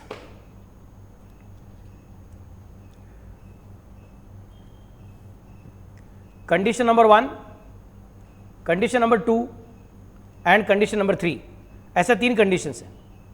But उन्होंने वर्डिंग कैसे यूज किया है, 1 के बाद उन्होंने शब्द यूज किया है और, एंड 2 के बाद यूज किया है एंड। और का मतलब क्या होता है, आइदर दिस और दैट, और एंड का मतलब क्या होता है, this as well as that. समझा मैं कैसे बोल रहा हूं? तो एक्चुअली स्पीकिंग सेक्शन 6 सबसेक्शन 1 में ये सेट 1 एंड सेट 2 ऐसे शब्द यूज किए हुए नहीं है, ये मैंने क्लासीफाई किया हुआ शब्द है। वहां पे तो 3 कंडीशन एक नीचे दिया हुआ है, लेकिन उन्होंने जिस तरह से वो हर एक कंडीशन के बाद में जो एक्स्ट्रा वर्ड ऐड किया हुआ है उसके हिसाब से समझ में आ सकता है कि एक तो पहला कंडीशन पूरा करो या फिर दूसरा एंड तीसरा पूरा करो। एक तो पहला कंडीशन पूरा करो या फिर दूसरा एंड तीसरा कंडीशन पूरा करो। आई am repeating for the last time, एक तो पहला कंडीशन पूरा करो या फिर मतलब और, दूसरा एंड तीसरा कंडीशन पूरा करो, मतलब दूसरा भी पूरा करना पड़ेगा और तीसरा भी पूरा करना पड़ेगा। फिर मैंने क्या कर दिया, जो अकेला है उसको मैंने बोल दिया सेट 1, इसको अकेले को पूरा किया, फिर आपको सेट 2 देखने की जरूरत नहीं है। अगर आपने सेट 1 के अंदर दी हुई पहली ही कंडीशन को पूरा किया रहेगा तो आपको सेट 2 के अंदर का नंबर 2 एंड नंबर 3 या फिर number A and number B देखने की जरूरत नहीं है, क्योंकि हमने बोला है आइदर सेट 1 और सेट 2, आइदर फर्स्ट कंडीशन और सेकंड एंड थर्ड कंडीशन। तो कंडीशन बोलेगा तो 3 कंडीशन है, सेट बोलेगा तो 2 सेट है। क्या समझ सकते मैं कैसे बोल रहा हूं? कंडीशन बोलेगा तो 3 कंडीशन है और सेट बोलेगा तो 2 सेट है। पहले सेट में कितना कंडीशन है, एक ही कंडीशन है, और दूसरे सेट में कितना कंडीशन है, 2 कंडीशन है। एक तो पहला सेट पूरा करना पड़ता है, मतलब वो इकलौती कंडीशन है पूरी करनी पड़ती है। अगर वो नहीं कर सकते रहोगे तो दूसरा सेट पूरा करना पड़ता है, मतलब वहां पे आपको क्या करना पड़ेगा, उसके अंदर के दोनों पॉइंट्स पूरे करने पड़ेंगे, ए एंड बी दोनों को पूरा करना पड़ेगा। सबको समझा मैं कैसे बोल रहा हूँ? Got the idea what I am trying to specify? Okay, तो कंडीशन क्या है देखो, फिर सेट 1 का कंडीशन है if he stays in India. Class में सब लड़के लोग बैठा हुआ है, बोलते हैं सर इसका मतलब हमको पूछते ही नहीं क्या इनकम टैक्स से लोग। तो आपको बाद में नीरज सर फिर से सिखाएंगे कि लॉ के अंदर एक पॉइंट रहता है, उसको बोलते हैं ही इंक्लूड शी।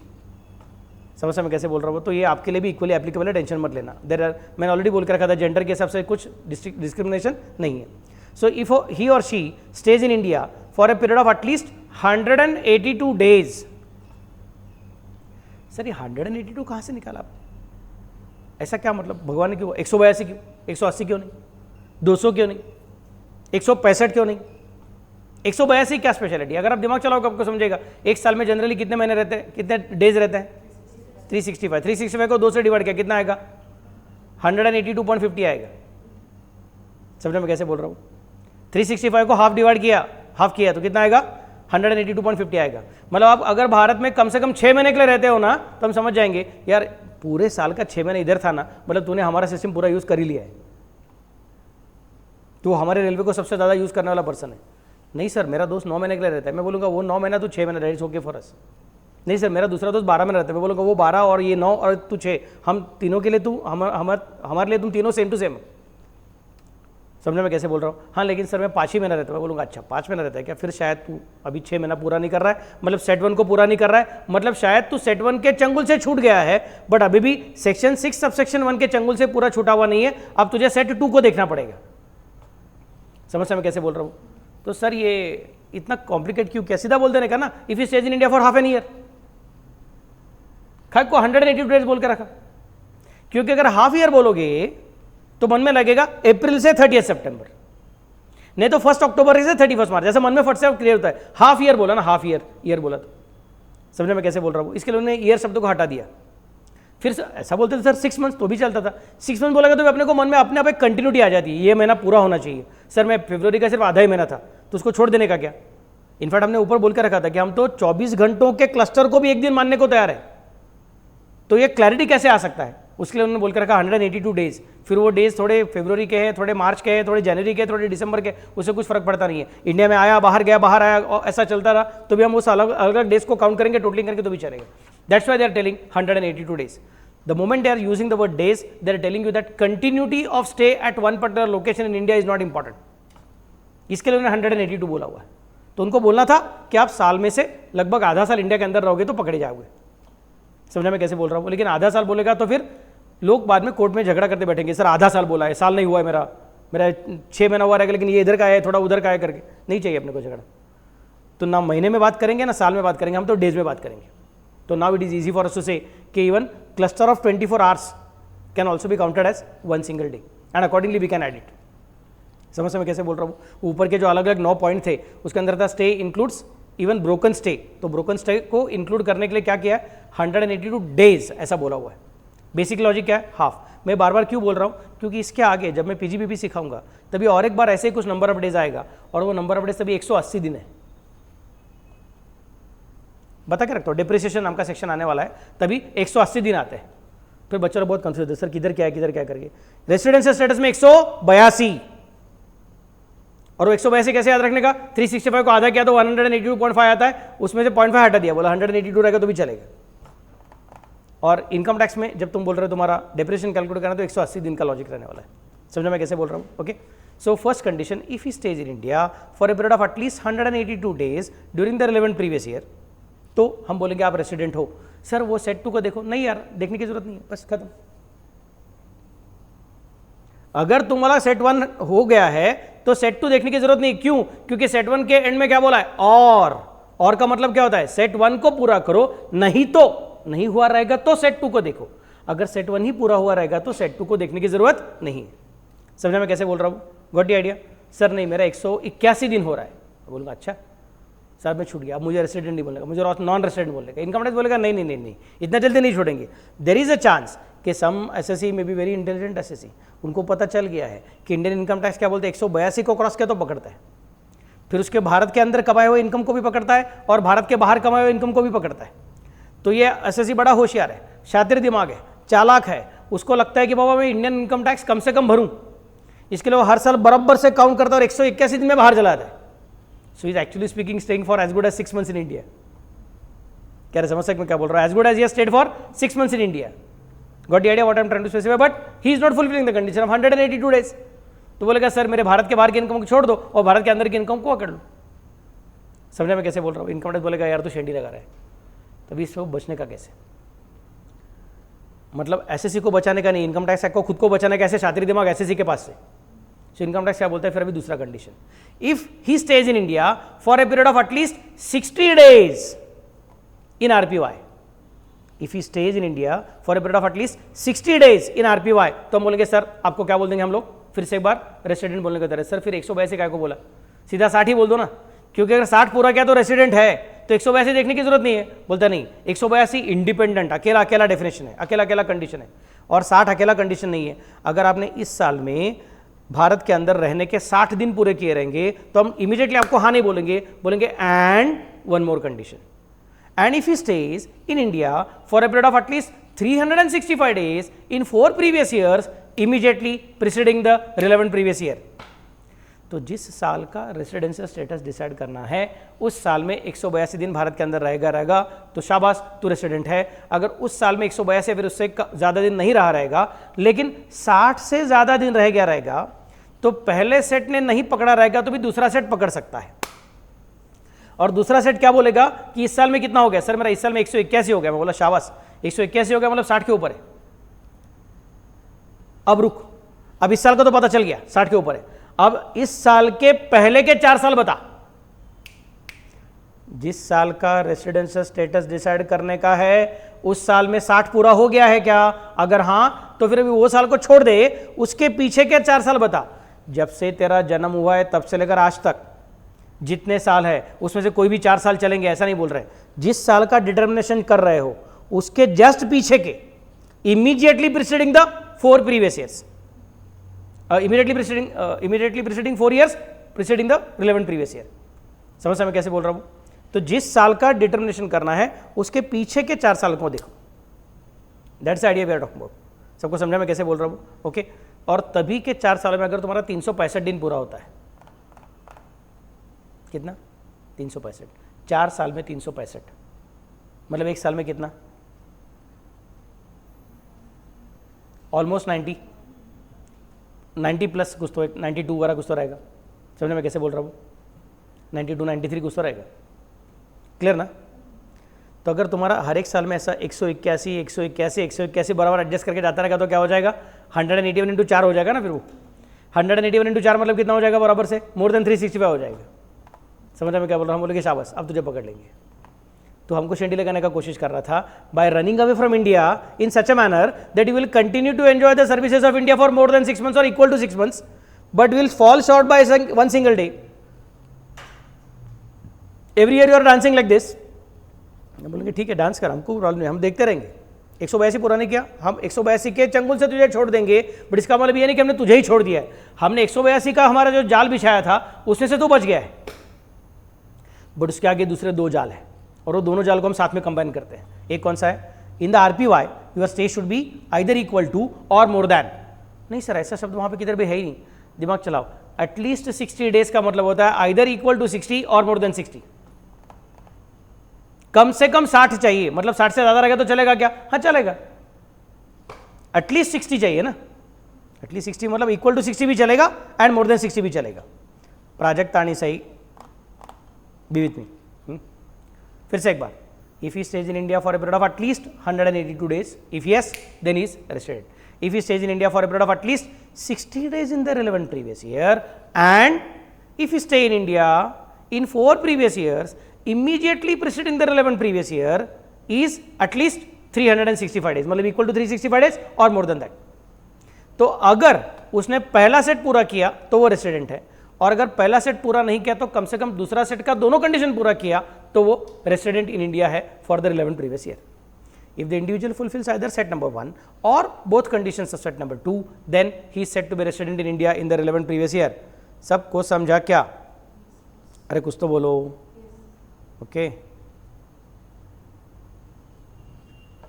नेक्स्ट, अभी कुछ स्पेशल पॉइंट्स। स्पेशल पॉइंट्स क्या है? स्पेशल पॉइंट इस तरह से याद रखने का, जाने वाले को सेंड ऑफ देने का, आने वाले को अतिथि देवो भव बोलने का। जाने वाले को सेंड ऑफ, आने वाले को क्या बोलने का, अतिथि देवो भव। समझ में कैसे बोल रहा हूँ? आप सोच के देखो कि आप 8th स्टैंडर्ड में हो और आपका 8th स्टैंडर्ड के स्कूल का लास्ट डे है और आप तभी मस्ती कर रहे हो। समझ में कैसे बोल रहा हूँ? तो स्कूल के प्रिंसिपल आपको छोड़ देंगे कि पनिशमेंट देंगे? There is a chance that punishment देंगे, क्योंकि उनको मालूम है अगर आज छोड़ दिया तो आगे 2 साल अभी भी बाकी है बच्चा और अपने सिर पे बहुत सारा तकलीफ देगा। उससे अच्छा उसको आज ही सीधा कर दो, बाबा ये सब नहीं चलता है क्लास में करके, स्कूल में करके, कॉलेज में करके। समझा मैं कैसे बोल रहा हूँ? लेकिन वही अगर आपका 10th स्टैंडर्ड का सेंड ऑफ का दिन है, उस दिन हमने थोड़ा मस्ती किया, प्रिंसिपल इमीडिएटली आपको इतना बड़ा डिसिप्लिनरी एक्शन नहीं लेंगे unless you have caught some extraordinary damage to the school. बोलेगा ठीक है चल सेंड ऑफ है, चल थोड़ा मस्ती किया। बाकी दिन आप टीचर के साइड में खड़ा रह के फट से फोटो निकालने वाले टीचर बोलेगा ये सब नहीं चलेगा, डिसिप्लिन में खड़े रहो। समझ में कैसे बोल रहा हूँ? Are you getting the point? But send off का दिन रहेगा, चलो ठीक है चलो कुछ प्रॉब्लम नहीं है, ज़्यादा कंडीशन नहीं करें, सेंड ऑफ दे रहे, टाटा कर रहे हैं। तो लास्ट डे को खाली फुकट डिसिप्लिन दिखाने की जरूरत नहीं है। हाँ, अगर वो मस्ती करता रहेगा, किसी को मारता वारता रहेगा, स्कूल के प्रॉपर्टी को डैमेज करता रहेगा तो पकड़ेंगे, तो नहीं छोड़ेंगे हम उसको करके, उसको डिसिप्लिन करवा के ही छोड़ेंगे। फिर उसका जो स्कूल लिविंग सर्टिफिकेट है उसमें बोलेंगे उसका जो भी कुछ बिहेवियर एकदम खराब था करके, तो उसको किधर भी एडमिशन नहीं मिलेगा फिर बाद में, तो वो तो कर ही देंगे हम लोग, that's a different story. But general logic है, सेंड ऑफ के दिन हम किसी को, बच्चे ने साल भर अपने को तकलीफ दे रहेगा तो भी टीचर आपको बोलता है अच्छा बच्चा, चलो ठीक है नो प्रॉब्लम। समझा मैं कैसे बोल रहा हूँ? तो जाने वाले को थोड़ा टाटा बोलने का, चल यार तेरे को नहीं पकड़ेंगे। वैसे आने वाले को, आ गया घूमने को आया और घूमते घूमते ज़्यादा दिन इंडिया में रह गया, हमने इमीडिएट बोला अरे तेरा 60-365 पूरा हो गया, चल तुझे पकड़ता हूँ। बोलेगा सर मैं तो इंडिया में रहने को आया नहीं था हमेशा के लिए, मैं तो घूमने को आया था, थोड़ा माउंट एवरेस्ट चढ़ूंगा, थोड़ा हिमाचल प्रदेश में घूमूंगा, थोड़ा कौन सा उत्तराखंड में घूमूंगा, थोड़ा किसी और जगह पे घूमूंगा, अपने अयोध्या में नया मंदिर डाला है वहाँ पे थोड़ा घूमूंगा। समझ में कैसे बोल रहा हूँ?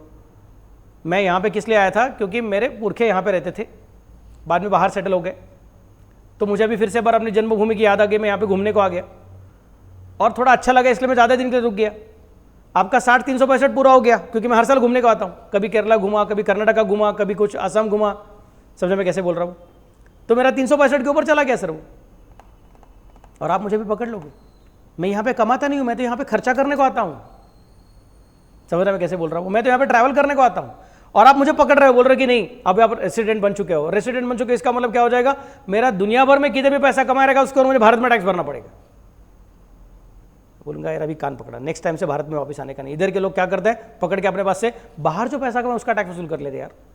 मैं तो उधर खर्चा करने को जाता था, उधर पैसा कमाता भी नहीं था, फिर भी मेरे बाहर के इनकम को उन्होंने टैक्स लगाना चालू कर दिया, तो अतिथि आने बंद हो जाएंगे, टूरिज्म अपना ड्रॉप हो जाएगा। समझ में कैसे बोल रहा हूँ? हमको क्या बोलना पड़ेगा? जाने वाले को टाटा, आने वाले को अतिथि देवो भव। तो जाने वालों को हम लोग कुछ कुछ कंडीशन में से रिलैक्सेशन दे देंगे, सिमिलरली आने वालों को भी हम लोग कुछ कुछ कंडीशन में से रिलैक्सेशन दे देंगे। सबको समझा मैं कैसे बोल रहा हूँ? कंडीशन कितना है? 3 कंडीशन। कौन सा कंडीशन है? नंबर 1, इस साल में 182 पूरा करो, नहीं तो इस साल में 60 पूरा करके पिछले 4 सालों में 365 पूरा करो। ये कंडीशन है। इसमें से कौन से कंडीशन में हम सहूलियत दे देंगे, कंसेशन दे देंगे, बोलेंगे ये पूरा किया रहेगा तो भी हम नजरअंदाज कर देंगे, छोड़ देंगे। समझा मैं कैसे बोल रहा हूं? और लॉजिक क्या है? क्योंकि जाने वाले को हमको मन में खटास भर के भेजने का नहीं है।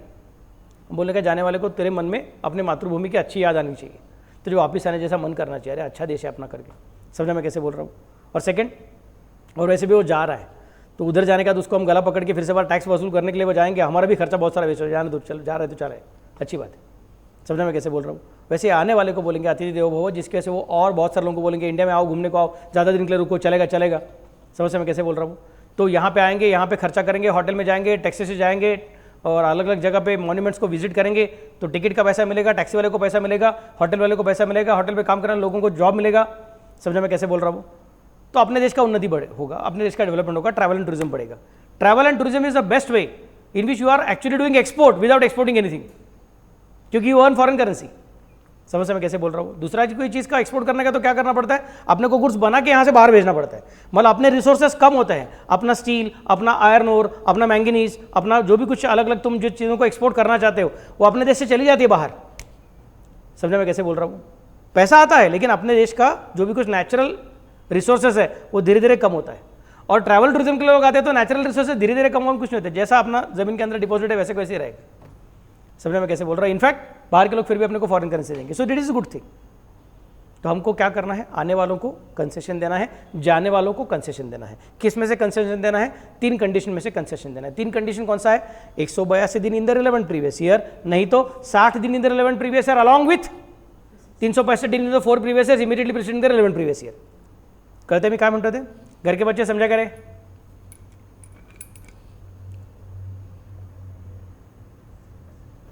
Yes, sir. Yes, sir. Okay, now come the special point. देखो क्या तुम्हारा, इन case of an Indian citizen leaving India permanently, छोड़ के जा रहा है हमेशा हमेशा के लिए, और for a longer duration of time, नहीं तो जॉब के लिए अगले 7 साल तक यहाँ पे नहीं हूँ, 3 साल के लिए यहाँ पे नहीं हूँ, मुझे इन्फोसिस ने काम पे बोला है स्विट्जरलैंड में 3 साल रहना पड़ेगा। Okay, longer duration of time, 4 महीने के लिए घूमने को नहीं जा रहा है, लॉन्गर ड्यूरेशन ऑफ टाइम के लिए जा रहा है। समझ मैं कैसे बोल रहा हूँ? Or as a crew member of an Indian ship, or as a crew member of an Indian ship, ऐसा करके बाहर जाता रहेगा तो हम बोलेंगे conditions of set number 2 won't apply. मतलब कौन सा? 63-65 डेज देखने की जरूरत नहीं है। 182 को पूरा करता रहेगा तो अभी भी पकड़ लेंगे। नहीं सर मैं जा रहा हूं, मुझे सेंड ऑफ दो। मैं बोला अरे लेकिन तू जा रहा है कब? तू इतना लेट जा रहा है कि इस साल तेरा फिर भी 182 दिन पूरा हो ही गया, तो हम तुझे छोड़ने वाले नहीं। हम तुझे इस साल का इनकम जो भारत में कमाया उसके और भी टैक्स लगाएंगे, और जो भारत के बाहर का उसको भी रिपोर्ट करो, ऐसा करके बोलने वाले। टैक्स लगाएंगे नहीं लगाएंगे that will also depend upon double taxation avoidance agreement with that particular country where you are going. उसको बोलते हैं DTAA, double taxation avoidance agreement, जो अपने सिलेबस में नहीं है, जो CA फाइनल के सिलेबस में आता है। समझे मैं कैसे बोल रहा हूँ? लेकिन अगर सपोज अपना हीरो जो है जिसको जॉब लग गया है और वो बाहर जाना चाहता है, वो कब जा रहा है? 1 मार्च को जा रहा है। मैं बोलूँगा शाबाश, मतलब अप्रैल, मई, जून, जुलाई, अगस्त, सितंबर, अक्टूबर, नवंबर, दिसंबर, जनवरी, फरवरी, 11 महीना इंडिया के अंदर था, यहाँ पे 11 महीना पैसा कमाया, और सिर्फ 1 मार्च को बाहर चला गया, सिर्फ 12वां महीना इंडिया के बाहर गया हुआ है, तो उसका 11 महीने इंडिया के अंदर है, मतलब ऑलमोस्ट 330 डेज इंडिया के अंदर है। हमको तो 182 भी चल जाता है, और इसने 182 को क्रॉस कर दिया। इसको बोलेंगे राजा तू रेसिडेंट ही है। नहीं सर, जाने वाले को सेंड ऑफ। अरे हाँ, लेकिन कब? अगर तू सचमुच में कम दिन के लिए रहता रहेगा तो। फॉर एग्जाम्पल, अगर सपोज तुम्हारा जॉब कब है? 1 मई को तुमको जॉब का असाइनमेंट हो गया, तो तुम इस साल में भारत में सिर्फ अप्रैल महीने के लिए थे, 30 दिन के लिए थे, और बाद में मई से लेकर अगले साल के मार्च तक तुम 11 महीना इंडिया के बाहर थे। अब तुमको हम 30 दिन के लिए, या फिर उसने सपोज 1 मई को नहीं, सपोज 1 जुलाई को जा रहा है, तो अप्रैल मई जून 3 महीना, 30, 31 एंड 30, अप्रैल मई जून ना, 30, 31 एंड 30, मतलब ऑलमोस्ट 91 डेज उसका इंडिया में हो गया। समझ मैं कैसे बोल रहा हूँ? तो उसने 60 को पूरा किया क्या? हाँ 60 को पूरा किया, 91 डेज हो गया ना उसका। और इसके पहले कभी इंडिया के बाहर गया ही नहीं था, मतलब उसका आराम से 365 पूरा हो गया पिछले 4 साल में। उसका तो हर साल में 365 पूरा हो रहा था। क्या समझ सकते मैं कैसे बोल रहा हूँ? तो हम बोले कि पकड़ लिया। बोलता है सर लेकिन मैं से 3 महीना इंडिया में हूँ, बाकी के 9 महीने इंडिया के बाहर हूँ, तो अभी तो अच्छा सेंड ऑफ दे दो। बोले कि ठीक है।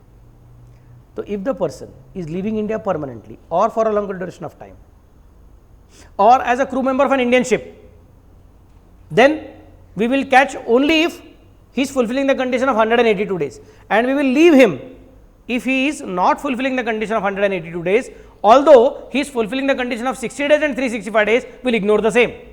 Second set of conditions won't apply. कहते मी काय म्हटलं ते नक्की? shall I go ahead? next part. Sir वो crew member of an Indian ship है ना सर, वो बाहर जा रहा है, तो कभी कभी क्या होता है ना, आप सोच के देखो, आपका कोई भाई बहन सपोज क्या बोलते हैं मर्चेंट नेवी में काम करता रहेगा, आपको समझेगा, कोई भाई बहन, चाचा मामा, कोई दूर का रिश्तेदार, कोई दोस्त। तो ऐसा नहीं है कि जिस दिन उसका शिप निकलने वाला है इंडिया से, उस दिन वो जाके शिप में खड़ा रहेगा। वो क्या खुद ट्रैवलर नहीं है, वो वहाँ पे काम कर रहा है, क्रू मेंबर है। तो अगर शिप निकलने वाला रहेगा सपोज 1 मार्च को, तो उसके पहले शायद 10 दिन उसको वहाँ पे जाके खड़ा रहना पड़ता है, शिप में काम करना पड़ता रहेगा।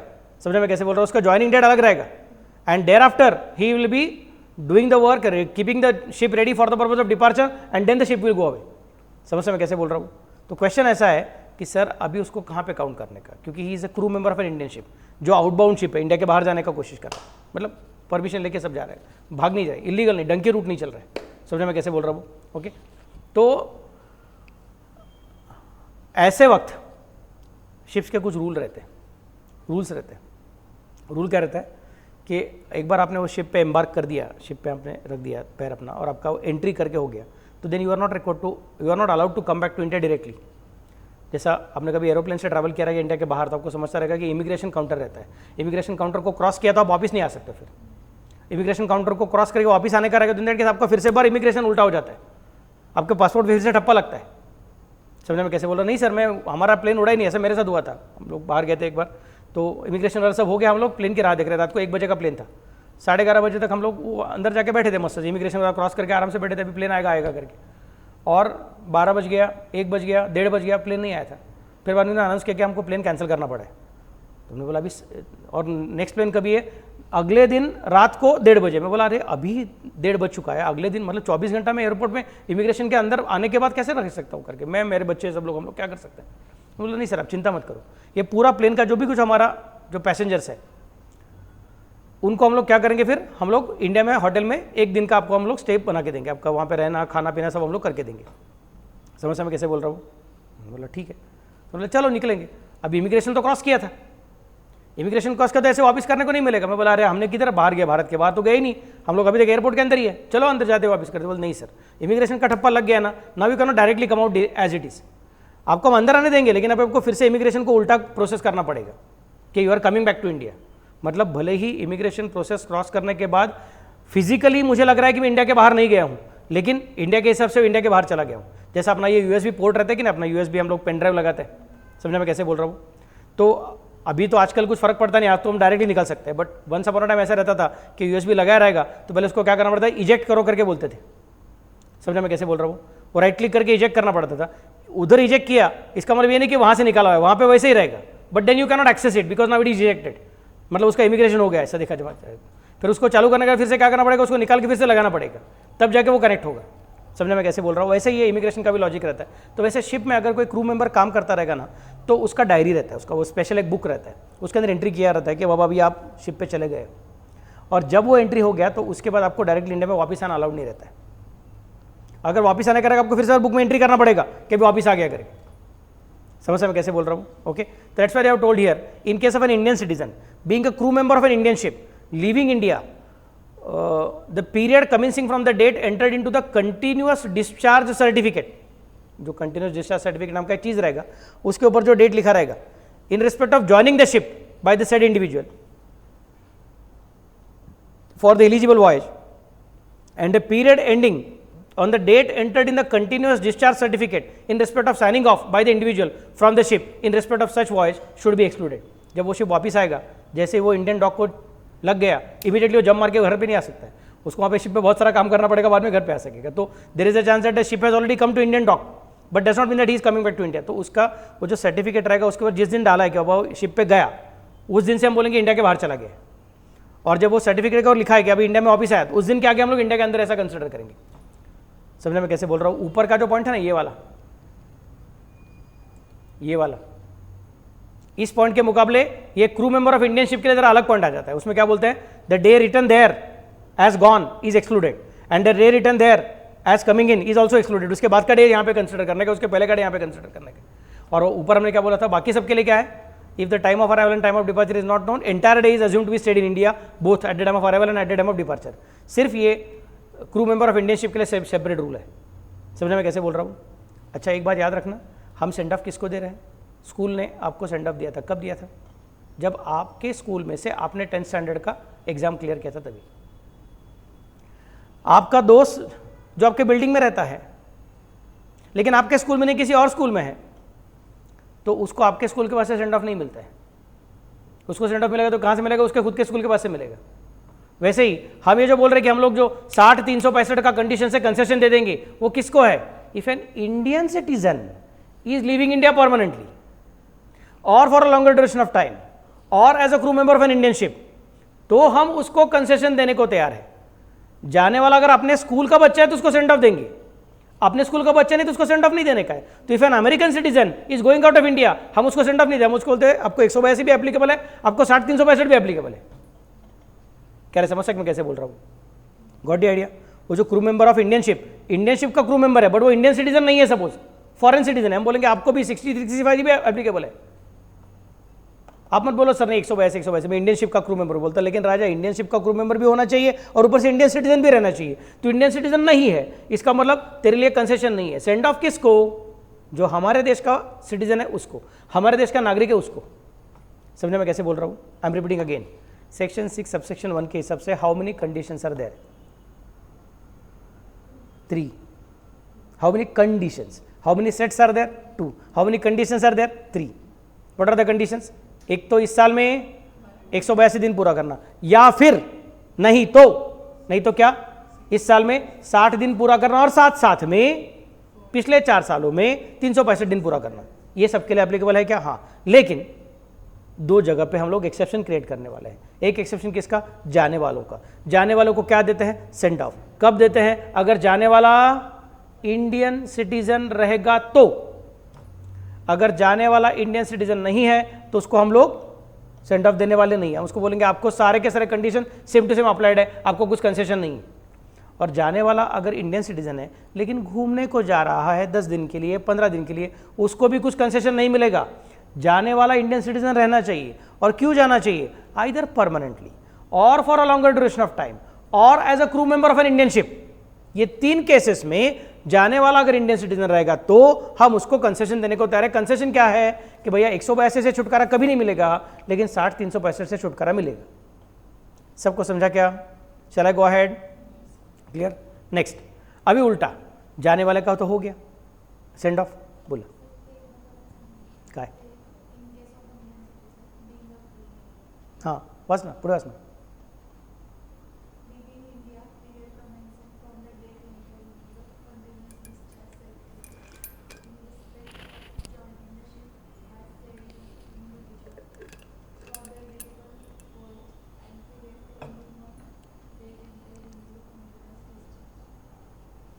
म्हणजे तो जेव्हा जात असतो बाहेर आणि त्या क्रू मेंबरचा शिपचा क्रू मेंबर म्हणून जात असतो, तेव्हा त्याचं देशाच्या बाहेर गेला आहे कधी काउंट करायचं?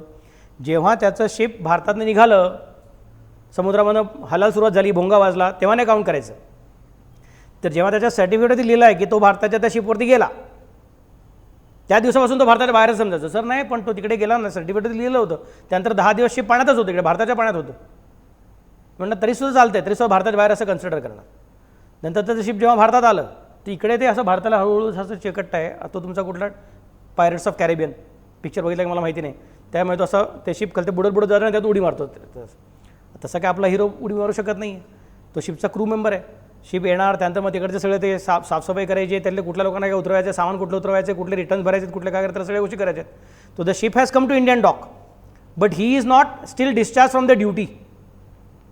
तो बोलेगा सर फिर मैं जिस दिन मेरा शिप इंडिया के पानी में आया उस दिन काउंट करने का, क्योंकि आपने तो टेरिटोरियल वाटर्स का थियरी बोला था, 12 नॉटिकल माइल अंदर आपका यॉट चलता रहेगा तो भी चलता है करके। तो मेरा शिप अभी इंडिया के अंदर आ चुका है।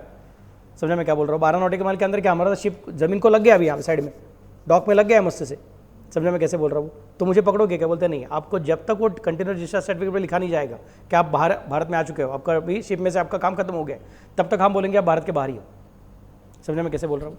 नेक्स्ट, अभी जाने वाले का काम खत्म, अभी किसका काम चालू करेंगे? आने वाले का। अतिथि देवो भव। यहाँ पे अतिथि का मतलब क्या है? वहाँ पे सेंड ऑफ किसको मिलता है? इंडियन सिटीजन को मिलता है। वैसे अतिथि देवो भव किसको बोलेंगे? इंडियन सिटीजन को ही बोलेंगे, या फिर POIO। What is the meaning of POIO? Person of Indian origin.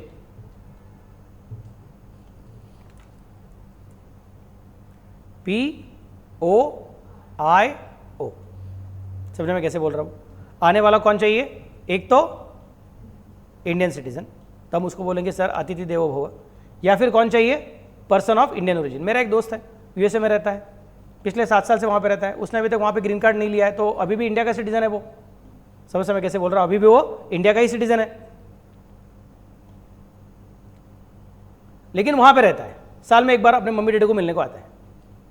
समझ मैं कैसे बोल रहा हूँ? तो he is Indian citizen who is coming to India for a visit। समझ मैं कैसे बोल रहा हूँ? he is an Indian citizen who is coming to India for a visit। got the idea what I am trying to specify? उसको हम क्या बोलेंगे फिर? भैया आपको हम लोग शायद अतिथि देवो भव बोलने वाले हैं, आप टेंशन मत लीजिए। समझ मैं कैसे बोल रहा हूँ? या फिर person of Indian origin. This is a beautiful concept. Exam में इतना डिटेल में नहीं पूछेंगे, लेकिन आपको बता के रखता हूँ। अपना इंडिया का जो हिस्ट्री है उसमें एक पेनफुल पीरियड है, that is called as the period of 1947. What happened at 1947? At the same time, it was a good thing because we got independence, but at the same time, it was a bad thing because we suffered the biggest difficulty called as partition of India. And at the time of partition, many people left India to save their lives. Some of them went to Pakistan, and some of them went out of India, out of Pakistan. They went to Canada, they went to Africa, they went to UK, they went to France, they went to Singapore. समझता मैं कैसे बोल रहा हूँ? Specially east Pakistan, मतलब जिसको अभी हम बांग्लादेश बोलते हैं, मतलब कलकत्ता के आजू बाजू के लोग, और वेस्ट पाकिस्तान, मतलब जिसको अभी हम लोग एक्चुअल पाकिस्तान बोलते हैं आजकल का, उसके साइड के मतलब पंजाब के लोग, उधर के लोगों में बहुत सारे लोग कनाडा, सिंगापुर और यूके, वो सब जगह पे जाके बस गए. समझने में कैसे बोल रहा हूँ? अफ्रीका वगैरह जाके बस गए, क्योंकि उनको पता था यार अपना क्या फ्यूचर होगा यहाँ पे कुछ पता नहीं, it is better for us to leave. They went there. समझने में कैसे बोल रहा हूँ?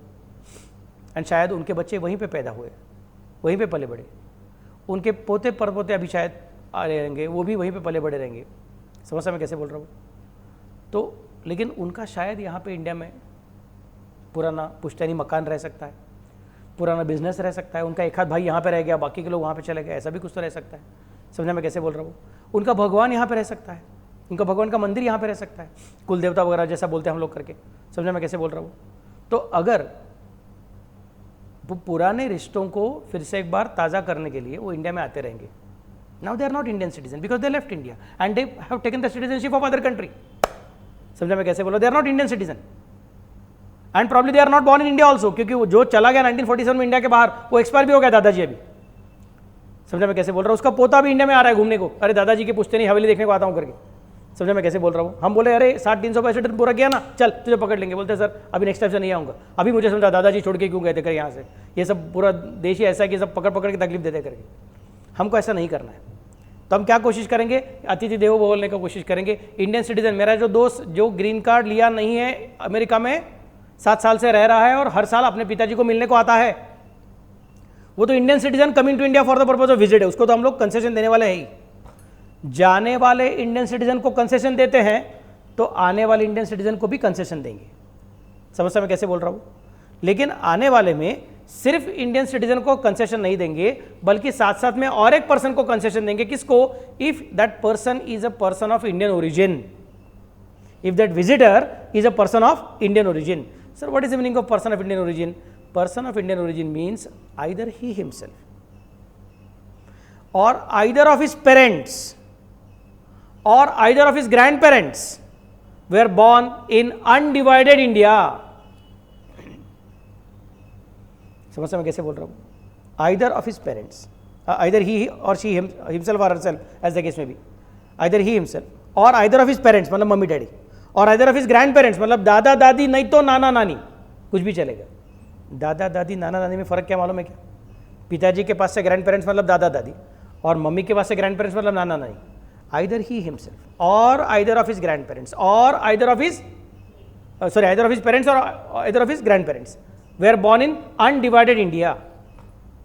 तो I am person of Indian origin because my father was born in undivided India. समझ में कैसे बोल रहा हूँ? My children are also person of Indian origin, but fortunately unfortunately कुछ भी बोलो कैसे भी बोलो, I am any be Indian citizen also. तो मुझे इसका जरूरत ही नहीं पड़ता है. Person of Indian origin concept मुझे जरूरत ही नहीं पड़ता because I am Indian citizen also. But suppose अगर मैंने ग्रीन कार्ड ले लिया अमेरिका का और मैं वहाँ पे जाके बस गया, समझ में कैसे बोलो, तो भी मैं पर्सन ऑफ इंडियन ओरिजिन रहूँगा. क्यों? Because my parents were born in, my father was born in undivided India, my mother was born in divided India, she was born post 1947, but my father was born prior to 1947. समझ में कैसे बोल रहा हूँ? सो भारत का उम्र अभी क्या 75th ईयर है, बट मेरे पिताजी 75 ईयर से बड़े. Similarly my sons will also be considered as person of Indian origin. Why? Because they are born in divided India. Their father मतलब myself was born in divided India, but their grandfather मतलब my father was born in undivided India. Therefore if it so happens that my son decides to take citizenship of some other country and thereafter he comes on a visit to India, still he will be covered under person of Indian origin and he may be given concession. समझ में कैसे बोल रहा हूँ? Got the idea what I am trying to specify? Clear? लेकिन मेरा जो पोता रहेगा, if he decides to get out of India and take citizenship of some other country, and thereafter he comes to India for the purpose of visit, he won't be considered as person of Indian origin because मेरा पोता खुद divided India में पैदा हुआ रहेगा. समझने में कैसे बोल रहा हूँ? उसका पिताजी मतलब मेरा बेटा वो भी डिवाइडेड इंडिया में पैदा हुआ है, और उसका दादाजी मतलब मैं, और उसकी दादी मतलब मेरी वाइफ. समझने में कैसे बोल रहा हूँ? और शायद मेरे बेटे के जो सास ससुर रहेंगे, हम सब लोग किधर बॉर्न हुए रहेंगे? डिवाइडेड इंडिया में बॉर्न हुए रहेंगे. मतलब मेरे ग्रैंडसन जो रहेंगे, ग्रैंड डॉटर जो रहेंगी, they won't be considered as POIO. If they are interested in getting concession, they should be Indian citizen first आने के टाइम. समझने में कैसे बोल रहा हूँ? Got the idea what I am trying to specify? तो आई एम रिपीटिंग अगेन, जाने वाला कौन रहना चाहिए? इंडियन सिटीजन रहना चाहिए. जाने वाला क्यों जाना चाहिए? Either permanently or for a longer duration of time or as a crew member of an Indian ship. ये 3 कारणों की वजह से जाने वाला अगर इंडियन सिटीजन रहेगा तो उसको कंसेशन मिलता है. कंसेशन क्या मिलता है? 182 से छुटकारा कभी नहीं मिलेगा, लेकिन 60-365 आपको हम नहीं लगाएंगे. अगर अपने 60-365 पूरा किया भी रहेगा तो भी हम उसको जाने देंगे, बोलेंगे चल छोड़ दिया, हम तुझे रेसिडेंट कंसिडर नहीं करेंगे, हम तुझे नॉन रेसिडेंट ही कंसिडर करेंगे. समझने में कैसे बोल रहा हूँ? वैसे ही आने वाला कौन चलेगा? आने वाला आइदर इंडियन सिटीजन, नहीं तो पर्सन ऑफ इंडियन ओरिजिन. और वो क्यों आना चाहिए? वो विजिट के लिए आना चाहिए. सर मेरा वो 7 साल से US में रहने वाला दोस्त है, वो अभी वापस आया है और अभी वो क्या बोल रहा है? अब बस हो गया, अब US में नहीं रहूँगा, अब मैं इंडिया में आके फिर से रहूँगा, यहीं पे आके यहीं पे रहूँगा. He is not coming to India for visit, he is coming to India for stay now forever. He is now coming to India for stay now forever. इसका मतलब हम बोलेंगे सॉरी सर, अभी आपको हम लोग concession नहीं देंगे. ये कंसेशन कब मिलता है आने वाले को? If you are coming here for visit. Either Indian citizen or person of Indian origin is visiting India, then generally conditions of second set are not applicable. मतलब कौन सा? 60-365 एप्लीकेबल नहीं है. लेकिन अभी बाद में भारत सरकार को समझ में आया, जब मैं स्टूडेंट था तभी सिर्फ यही पॉइंट था, सिर्फ ये पॉइंट था, ये पॉइंट नहीं था तभी. समझने में कैसे बोल रहा हूँ? बट अभी रिसेंटली ये पॉइंट आ गया है, क्योंकि अभी अपने देश को भी 75 साल पूरे हो गए. समझने में कैसे बोल रहा हूँ?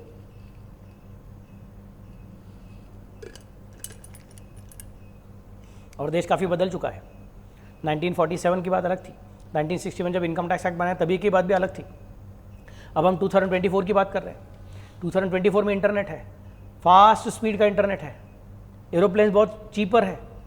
दुनिया भर के अलग अलग कंट्रीज़ में से भारत के अंदर बहुत सारा अलग अलग एयरलाइंस चलती है. समझने में कैसे बोल रहा हूँ? वाटरवेज, रेलवेज, एयरवेज, रोडवेज अच्छे से बन गए हैं. सो उस ज़माने में अगर भारत में आना है और बाद में भारत के बाहर जाना है तो भी बहुत टाइम लगता था सब चीज़ें करने के लिए. अभी तो वही फटाफट टिकट निकाल सकता है, सब इंटरनेट से काम होता रहता है. इसलिए हमने बोल कर रखा है there is a chance that ये ऐसे जो लोग हैं, पर्सन ऑफ इंडियन ओरिजिन वाले जो लोग हैं, समझने में कैसे बोल रहा हूँ, वो अपने इस सहूलियत का फ़ायदा ले सकते हैं कि जब तक 182 पूरा नहीं होगा तब तक नहीं पकड़ते हैं. इसलिए हर साल वो बोल रहे 60-365 को नहीं पकड़ते ना, तो 90 डेज आने का जाने का, 100 डेज आने का जाने का, 110 डेज आने का जाने का. अभी लेकिन 110 डेज इंडिया में रहते हुए भी, बाकी के दिन इंडिया के बाहर रहते हुए भी, because of internet, because of availability of trains, because of availability of planes, because of availability of so many different other facilities, America के कितने सारे अलग अलग कंपनीज का पूरा कॉल सेंटर इंडिया से चलता है. सोच के देखो, इधर के लोग वहाँ पे गए बिना डायरेक्टली यहाँ पे बैठे बैठे सारा का सारा बात कर सकते हैं. That means it is high speed internet. It's a totally different way in which the things are happening. तो 110 दिन इंडिया में रह के तो बहुत सारा पैसा कमा सकते तुम लोग. मतलब हमको क्या कहना था कि यार चलो ठीक है तुझे मदद करेंगे क्योंकि तू शायद यहाँ पे खर्चा करने को आ रहा है, ज़्यादा कमाने को नहीं आ रहा है. But now days it is possible for these people कि वो वहाँ पे रहते हैं, उनका वहाँ पे कंपनी में बहुत सारा अच्छा अलग अलग कॉन्टैक्ट्स बन चुका है, और बोलते हैं अरे यार इंडिया में हम करेंगे तो क्या हो जाएगा, मेरे रिलेटिव्स को मैं यहाँ पे अपॉइंट कर दूँगा, मतलब मेरे रिलेटिव्स को यहाँ पे फिर से और पैसा मिल जाएगा, ऊपर से अपने को चीप लेबर मिल जाएगा काम करने के लिए. तो कंपनी का भी फायदा, इंडिया का भी फायदा, और मेरा भी फायदा, खुद भी पैसा कमाएंगे. समझ में कैसे बोल रहा हूँ? Got the idea? लेकिन बराबर से हमेशा क्या बोलेंगे, सर आपने बोला ना 60-365 एप्लीकेबल नहीं है, तो मेरा 182 होता नहीं है, तो 181 रह के भागेंगे, 181 रह के भागेंगे.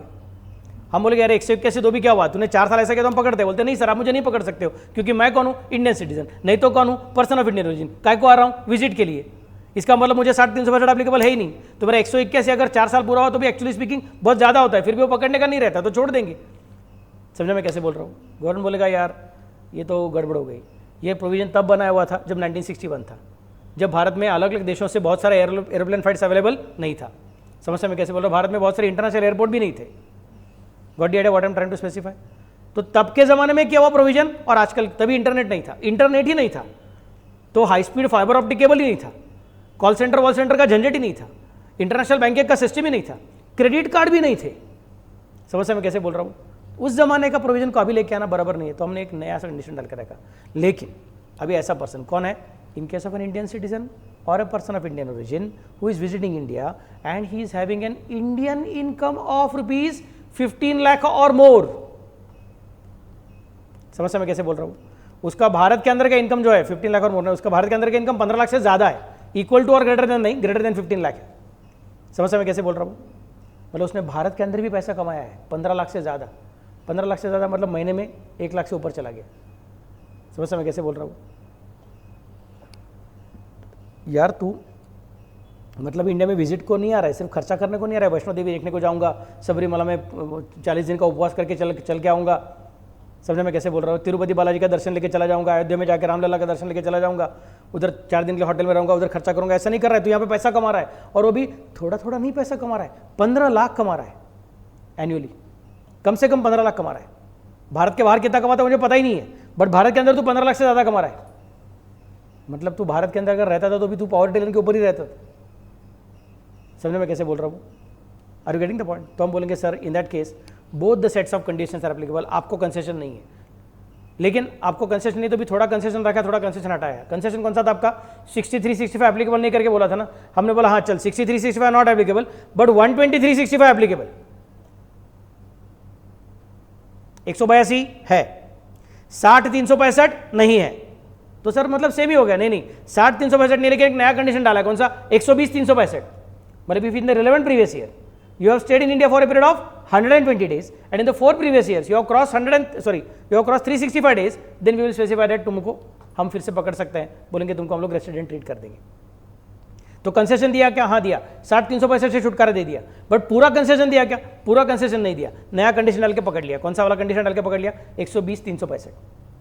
तो अगर वो 110 दिन हर साल रहता है इंडिया में, समझने में कैसे बोल रहा हूँ, हम बोलेंगे फिर 4 साल में तुम्हारा क्या हो गया, 440 हो गया, और इस साल में अगर तुम 120 को क्रॉस करोगे तो हम पकड़ लेंगे।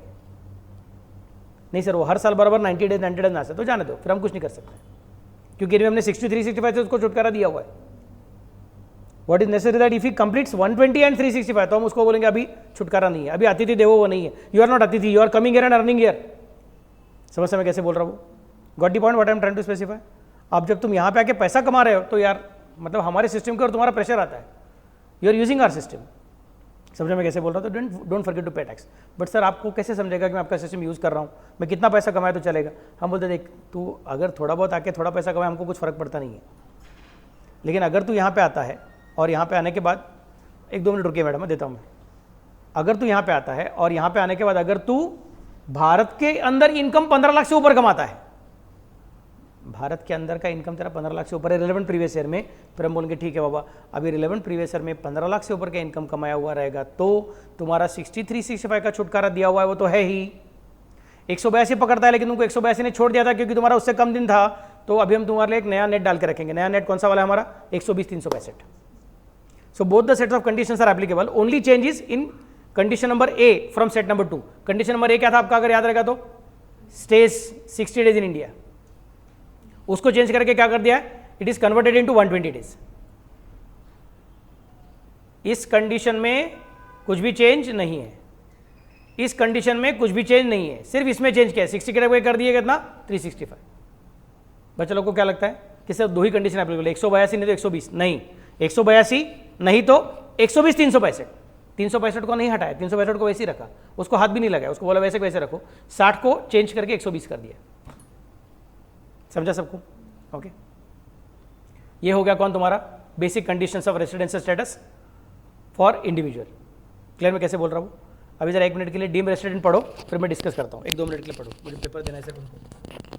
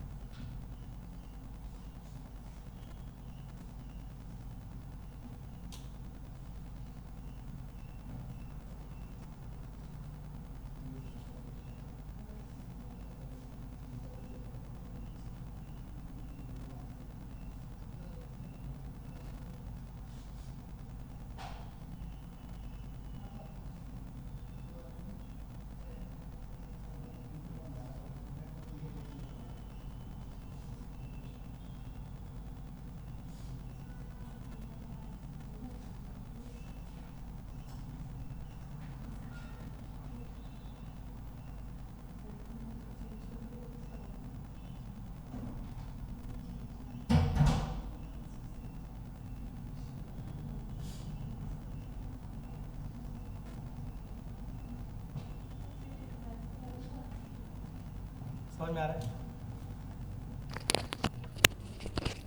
Now comes the next point. Next point कौन सा? Deem resident. इतना हो गया तो फिर रेसिडेंट के नॉन रेसिडेंट के डीम रेसिडेंट उतना पूरा हो जाएगा। फिर बाकी रहेगा ऑर्डिनरी रेसिडेंट है कि नहीं है। समझने में कैसे बोल रहा हूँ? सबसे डिफिकल्ट, सबसे लंबा, सबसे बड़ा कौन है? तो इंडिविजुअल का कंडीशन से। टेंशन मत लेना कि सर ऐसे 7 लोगों का सीखना, आप तो इंडिविजुअल खेल रहे हैं हम लोग करके। नहीं, आगे का सब ईजी है, इसका ही थोड़ा प्रेशर है, इसमें ज़्यादा चीज़ है, क्योंकि ये सब हर एक इंडिविजुअल के बारे में बात कर रहा है और दुनिया भर के लोग रहते हैं। कोई पायलट रहेगा, सोच के देखो, इंटरनेशनल एयरलाइन का पायलट है, कितनी बार आता जाता रहेगा, crew members of Indian ship, क्या क्या रहते हैं। कंपनीज के बारे में झंझट नहीं है, एक बार यहाँ पे इनकॉर्पोरेट हो गया, झंझट खत्म। समझने में कैसे बोल रहा हूँ? HUF के बारे में ज़्यादा टेंशन नहीं है। टेंशन किसके बारे में? इंडिविजुअल, क्योंकि वो कंटिन्यूसली वेरिएबल है।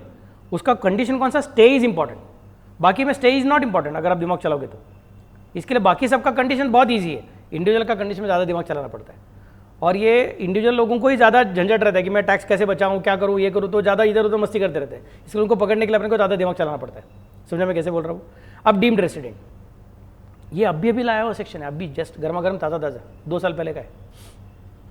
In case of an individual who is a citizen of India, Bharat का सिटीजन है, whose Indian income in the relevant previous year is greater than 15 lakh, 15 lakh से ज़्यादा का पैसा कमाते हैं भारत के अंदर, भारत का सिटीजन है, बाहर जा रहा है कि अंदर आ रहा है वो मत देखो, भारत का सिटीजन है, भारत में 15 लाख से ज़्यादा इनकम कमाता है, लेकिन who is not liable to tax in any other country or territory by reason of his domicile or residence or any other criteria of similar nature। इतना होशियार आदमी, इतना शातिर दिमाग आदमी है, उसने ढूंढ के निकाला। अच्छा, सिंगापुर का रेसिडेंशियल स्टेटस का कंडीशन क्या है, और मे बी ब्राज़ील का रेसिडेंशियल स्टेटस का कंडीशन क्या है, और मे बी स्पेन का रेसिडेंशियल स्टेटस का कंडीशन क्या है, और इटली का क्या है, सबका उन्हें बराबर से पढ़ाई किया, स्टडी किया। समझने में कैसे बोल रहा हूँ? और ऐसे देश कि जिसका रेसिडेंशियल स्टेटस का कंडीशन एक दूसरे के साथ जोड़ भी दिया तो भी 1 साल में पूरा 365 का वो सब लॉजिक पूरा नहीं बैठता है। ऐसे देशों में उसने अपना कारोबार खिलाना चालू कर दिया, ट्रेडिंग एक्टिविटी करता है वो, कभी स्पेन में कुछ बेचता है, कभी इटली में कुछ बेचता है, कभी सिंगापुर में बेचता है, और अलग अलग जगह पे रहता है। और हर देश में his stay is exactly following 1 day or 2 days short as compare to the requirements of those different countries. समझने में कैसे बोल रहा हूँ? तो भारत के अंदर भी वो 60-365 पूरा नहीं कर रहा है, क्योंकि यहाँ पे वो बराबर 59 दिन रहता है। समझने में कैसे बोल रहा हूँ? और सिंगापुर के अंदर भी ऐसे, सपोज वहाँ पे मुझे पता नहीं किया है, बट सपोज वहाँ पे सपोज उनका कंडीशन भी 80 दिन है, 80 दिन एंड में भी 360 दिन है, तो वहाँ पे वो 79 डेज रहता है। इटली में सपोज उनका 90 डेज का कंडीशन है, ये अपना वहाँ पे 89 डेज रहता है। ऐसा सब जगह पे बराबर थोड़ा थोड़ा 1-1 दिन कम कर, 2-2 दिन कम करके बराबर घूमता है। और फिर भी भारत के अंदर 15 लाख से ज़्यादा इनकम कमाता है, बाकी तो इनकम कमाता ही है। समझे मैं कैसे बोल रहा हूँ? हम बोलेंगे यार तू खतरनाक आदमी है, नंबर 1 तो सिटीजन ऑफ इंडिया है, इसके लिए हमारे तेरे पर पहुँच है। अगर वो सिटीजन ऑफ इंडिया नहीं रहेगा तो उसको देखने का हमारे पास ताकत नहीं है, याद रखो। सिटीजन ऑफ इंडिया अगर इतना शातिर दिमाग है कि पूरी दुनिया के अलग अलग कंट्रीज को शंडिला करके जाता रहेगा तो हम उसको पकड़ने वाले हैं। समझ मैं कैसे बोल रहा हूँ?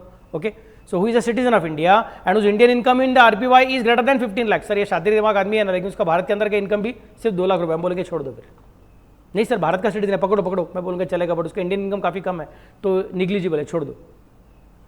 2 कंडीशन, पहला कंडीशन कौन सा है? He should be citizen of India. Second condition, उसका भारत का इनकम कितना रहना चाहिए? 15 लाख से ऊपर रहना चाहिए। तीसरा condition, by virtue of his domicile, by reason of his domicile or residence or any other criteria which is mentioned in the income tax act of those different countries, if he is not liable to tax in any of the countries. किस देश, sorry इस दुनिया के किसी भी कोने में उसको टैक्स ही नहीं भरना पड़ता है। भारत का सिटीजन, भारत में 15 लाख से ज़्यादा कमाता है, और bye virtue of his residential status वो दुनिया में किसी भी देश में लायबल टू टैक्स है ही नहीं।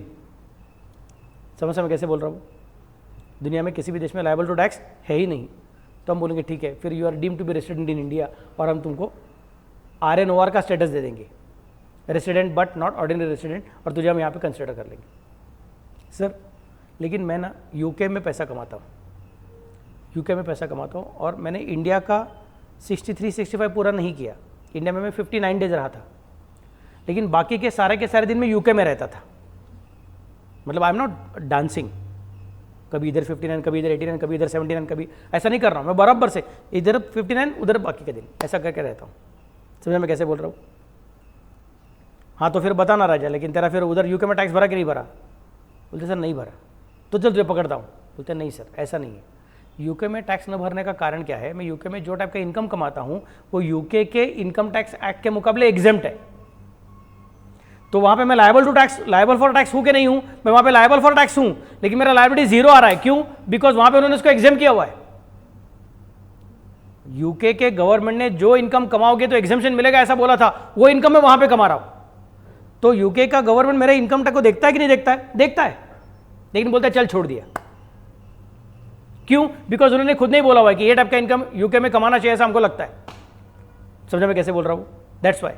तो सर आप मुझे आप पकड़ोगे कि नहीं पकड़ोगे? हम बोलेंगे नहीं। हमने क्या बोला है? Who is not liable to tax. You are liable to tax there, but your tax liability zero. तो merely because your tax liability is zero, it does not mean that you are not liable to tax. You are liable to tax, but because of your income, because of the computation methods, because of the exemptions, your tax liability appear to be zero. Then we will not use the section 6 subsection 1A of deemed residency to catch you in India. तो Indian citizen है, तू भारत के अंदर 15 लाख से ज़्यादा income कमा रहा है, लेकिन तू दुनिया में किसी भी देश में टैक्सेबल नहीं है। और दुनिया में किसी भी देश में टैक्सेबल न होने का कारण क्या है?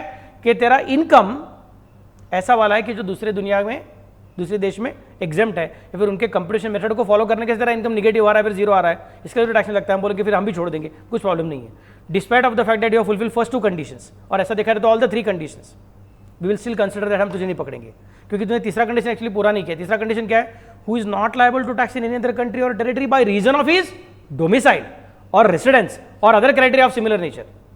और तुम बोल रहे सर मुझे यूके में टैक्स न लग रहा है, उसका कारण क्या है? Not because my domicile is different, उधर मेरा टैक्स न लगने का कारण क्या है? Because it is exempt income. तो तीसरा कंडीशन फुलफिल नहीं हुआ फिर तुम्हारा। क्या समस्या मैं कैसे बोल रहा हूँ? घर के बच्चे समझा करे? Yes sir. ओके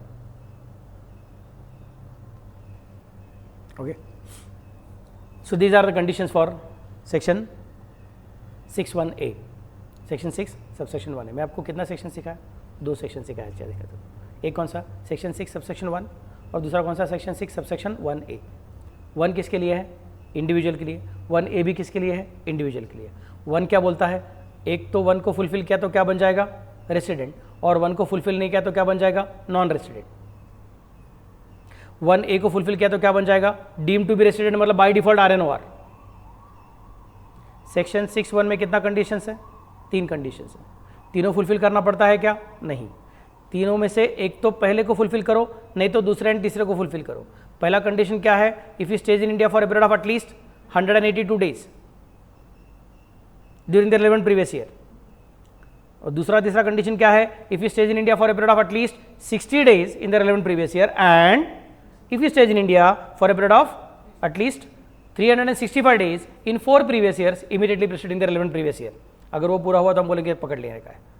नहीं सर, मैं भारत के अंदर से बाहर जा रहा हूँ। मैं बोलूँगा ठीक है, बाहर जा रहा है, तुझे हम शायद सेंड ऑफ दे सकते हैं। सर दे दो ना सेंड ऑफ। मैं बोलूँगा नहीं, शायद दे सकते हैं। बोलेंगे सर शायद दे सकते हैं मतलब क्या है? तू पहले कौन है मुझे बता। तू भारत का सिटीजन रहेगा तो हम सेंड ऑफ देंगे, तो भारत का सिटीजन नहीं रहेगा तो हम सेंड ऑफ नहीं देंगे। तो भारत का सिटीजन है मतलब क्या? फिर अगर जाने के टाइम तूने 182 पूरा किया, सेंड ऑफ नहीं है, हम तुझे बोलेंगे इस साल में तुझे फिर से बार रेसिडेंट ही ट्रीट करेंगे।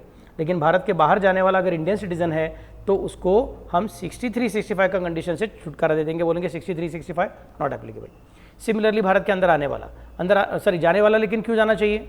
घूमने के लिए नहीं जाना चाहिए। जाने वाला क्यों जाना चाहिए? Either permanently or for a longer duration of time or as a crew member of an Indian ship. इस चीज़ के वजह से ज़्यादा रहेगा तो उसको हम बोलेंगे आपको सेंड ऑफ मिलेगा, वरना नहीं मिलेगा। किसको मिलेगा? इंडियन सिटीजन को। कब मिलेगा? Living India permanently or for a longer duration of time or as a crew member of an Indian ship. समझे मैं कैसे बोल रहा हूँ? नेक्स्ट, आने वाले को क्या मिलेगा? अतिथि देवो भव। कब मिलेगा? इफ आने वाला is coming for visit, not for earning income but for spending, तो हम उसको अतिथि देवो बोलेंगे और बोलेंगे चल तुझे भी 63-65 नॉट अवेलेबल। फिर आने वाला कौन चलेगा? आने वाले 2 लोग चलेंगे। जाने वाला 1, आने वाले 2। जाने वाला कारण 3, either permanently or for a longer duration of time or as a crew member of Indian ship. Category 1 ही, कौन सा? इंडियन सिटीजन, बट कारण 3। और आने वाले कैटेगरी 2 बट कारण 1। आने वाला क्यों आना चाहिए? विजिट के लिए आना चाहिए। और कौन आ सकता है? Either Indian citizen or POIO। POIO का मतलब क्या? Person of Indian origin. What is the meaning of person of Indian origin? Either he himself or either of his parents or either of his grand parents way are born in undivided India. अगर ऐसा हुआ रहेगा तो उसको क्या बोलेंगे हम लोग? Person of Indian origin. समझे मैं कैसे बोल रहा हूँ? उनको भी क्या कंसेशन है? 63-65 नॉट एप्लीकेबल। लेकिन बाद में समझा रहे यार ये कंडीशन कब डाला गया था हमने? 1961 में डाला था। तब की दुनिया अलग थी, आजकल की दुनिया अलग है। तब की दुनिया में इंटरनेट नहीं था, तब की दुनिया में इतने सारे एरोप्लेन्स नहीं थे, तब की दुनिया में इतने सारे वाटरवेज अवेलेबल नहीं थे, तब की दुनिया में इतनी डेवलप भी नहीं थी कि बाबा इधर से उधर काम करने का, तो ज़्यादा ट्रेडिंग एक्टिविटी ज़्यादा चलता था, मैन्युफैक्चरिंग एक्टिविटी ज़्यादा चलता था, सर्विस सेक्टर भी इतना जोर शोर से चला भी नहीं था, WTO गैट आने का बाकी था। समझ में कैसे बोल रहा हूँ? International trade was basically of goods and goods, not of services. समझ में कैसे बोल रहा हूँ? अभी हम बोल रहे नहीं यार सर्विसेज वाला भी चालू हो गया इंटरनेशनल ट्रेड में, तो अभी कुछ तो अलग करना पड़ेगा। हमने क्या बोला फिर? आने वाला बोलता है कि विजिट के लिए आ रहा है, लेकिन फिर भी उसका भारत के अंदर का इनकम कितना है? 15 लाख से ऊपर है। बोलता है विजिट के लिए आ रहा है, बट भारत के अंदर पैसा कमा रहा है 15 लाख से ऊपर। मैं बोलूँगा अरे यार, मतलब तू वो अतिथि देवो वाला अतिथि नहीं है, बल्कि तू हमारे घर के आंगन में आके खुद का पेड़ लगा के उसमें फल लेके जा रहा है। अभी छोटा छोटा कुछ पौधा वौधा लगाया रहेगा, छोटा मोटा फूल आता रहेगा, लेके जाता रहेगा, हम कुछ तकलीफ नहीं देंगे। बट तू बड़ा पेड़ लगाएगा, 15-15 लाख रुपए लेके जा रहा है इंडिया के बाहर, मतलब इतना पैसा कमा रहा है इंडिया में। तू बाहर लेके जा रहा है, नहीं लेके जा रहा है, उससे कुछ फर्क पड़ता है, बट इतना पैसा कमा रहा है, मतलब तू अभी हमारे आंगन का बड़ा हिस्सा यूज करने वाला है, तो हम तुझे छोड़ेंगे नहीं। तो if either the Indian citizen or the person of Indian origin who is coming to India for a visit is also earning Indian income of greater than rupees 15 lakh in the relevant previous year, then the condition of 63-65 are anyway removed for him, but the new conditions of 120 and 365 will be applicable for him. समझ में कैसे बोल रहा हूँ? New conditions of 120 and 365 will be applicable, मतलब 182 तो है ही, और 63-65 कैंसिल, लेकिन 120-365 एडेड। समझ में कैसे बोल रहा हूँ? नेक्स्ट पार्ट, फिर क्या बोला हमने अभी लास्ट का लोग, कि जो न आ रहे हैं, न जा रहे हैं, न रह रहे हैं, बल्कि सब जगह पे हॉपिंग कर रहे हैं, इधर से उधर, उधर से इधर, इधर से उधर, उधर से उधर। हम बोलेंगे ऐसा हॉपिंग करने वाला इंडियन सिटीजन है क्या? हाँ। उसका इनकम, भारत का इनकम रिलेवेंट प्रीवियस ईयर में 15 लाख से ऊपर है क्या? हाँ। वो किसी भी देश में टैक्सेबल हो रहा है कि नहीं, लायबल फॉर टैक्स है कि नहीं?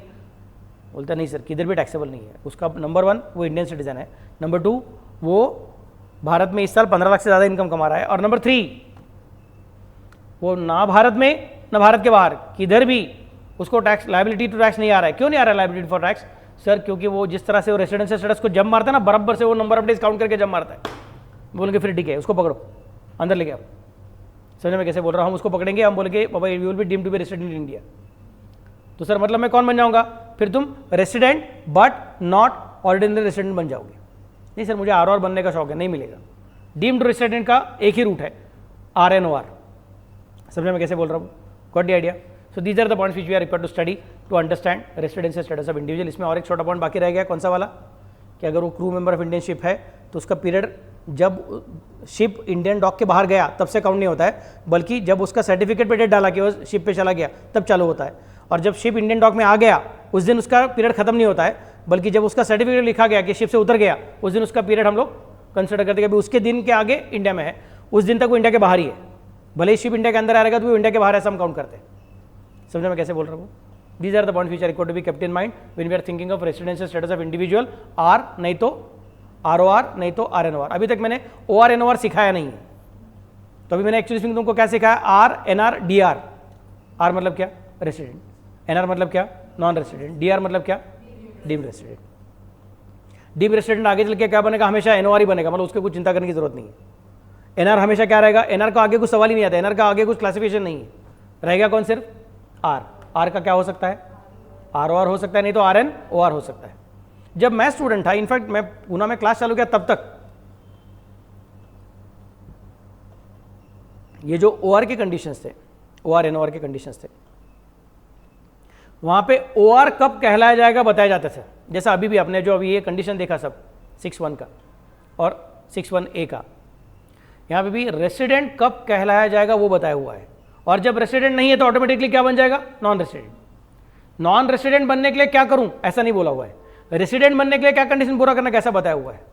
समझ में कैसे बोल रहा हूँ? वैसे ही अभी तक 2019-20 तक लगभग यही से कंडीशन था। OR के लिए भी ऐसे ही बोलते थे कि OR बनने के लिए क्या करने का वो कंडीशन बताएंगे। समझ में कैसे बोल रहा हूँ? लेकिन अभी रिसेंटली गवर्नमेंट ने उल्टा कर दिया, उन्होंने बोला अभी NOR बनने के लिए कंडीशन बताएंगे, तो NOR नहीं मतलब ऑटोमेटिकली OR बन जाएगा। समझ में कैसे बोल रहा हूँ? तो कंडीशन क्या है? Ordinary resident basic conditions are given under section 6(6). 6(1) हो गया, 6(1)A हो गया, और अभी डायरेक्टली 6(6) आ गया। सर बीच में 6(2), 6(3), 6(4), 6(5 उसका क्या देखेंगे? अभी हम सिर्फ क्या देख रहे हैं? इंडिविजुअल। इंडिविजुअल के लिए क्या देखने का? 6(1) फॉर रेसिडेंट नहीं तो नॉन रेसिडेंट, और 61A फॉर डीम्ड रेसिडेंट। समझे मैं कैसे बोल रहा हूँ?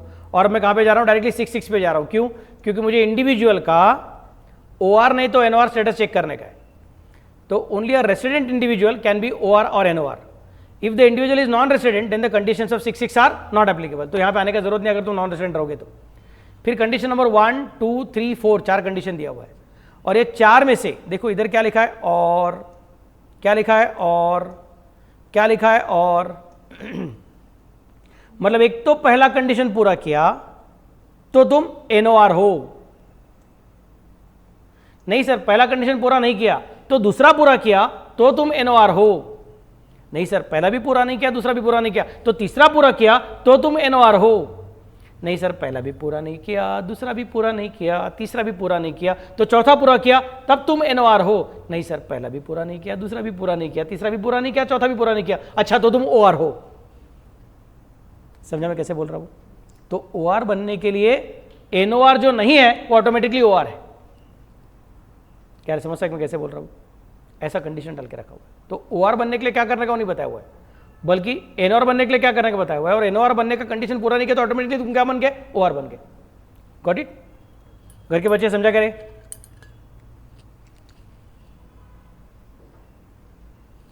Yes sir.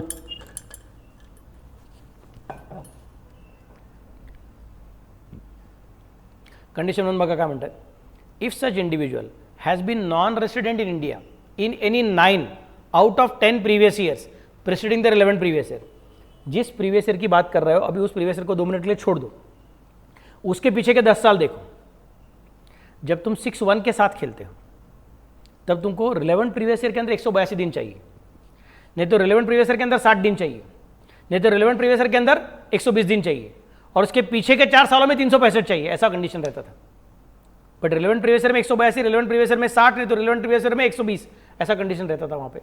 अभी यहाँ पे हम क्या बोल रहे हैं, जब OR NOR की बात चल रही है तो हम RPY को नहीं दिख रहे, हम RPY के पीछे के 10 साल दिख रहे हैं। RPY के पीछे के 10 में से 9 साल में अगर वो रेसिडेंट नहीं है, मतलब नॉन रेसिडेंट है, if such individual has been non resident in 9 out of 10 previous years preceding the relevant previous year preceding the RPY, तो हम बोलेंगे सर आपने पहला कंडीशन ही पूरा कर दिया, in this year you are resident, great, but in past 10 years you are non-resident, non-resident, non-resident, non-resident, non-resident for 9 times or for 10 times।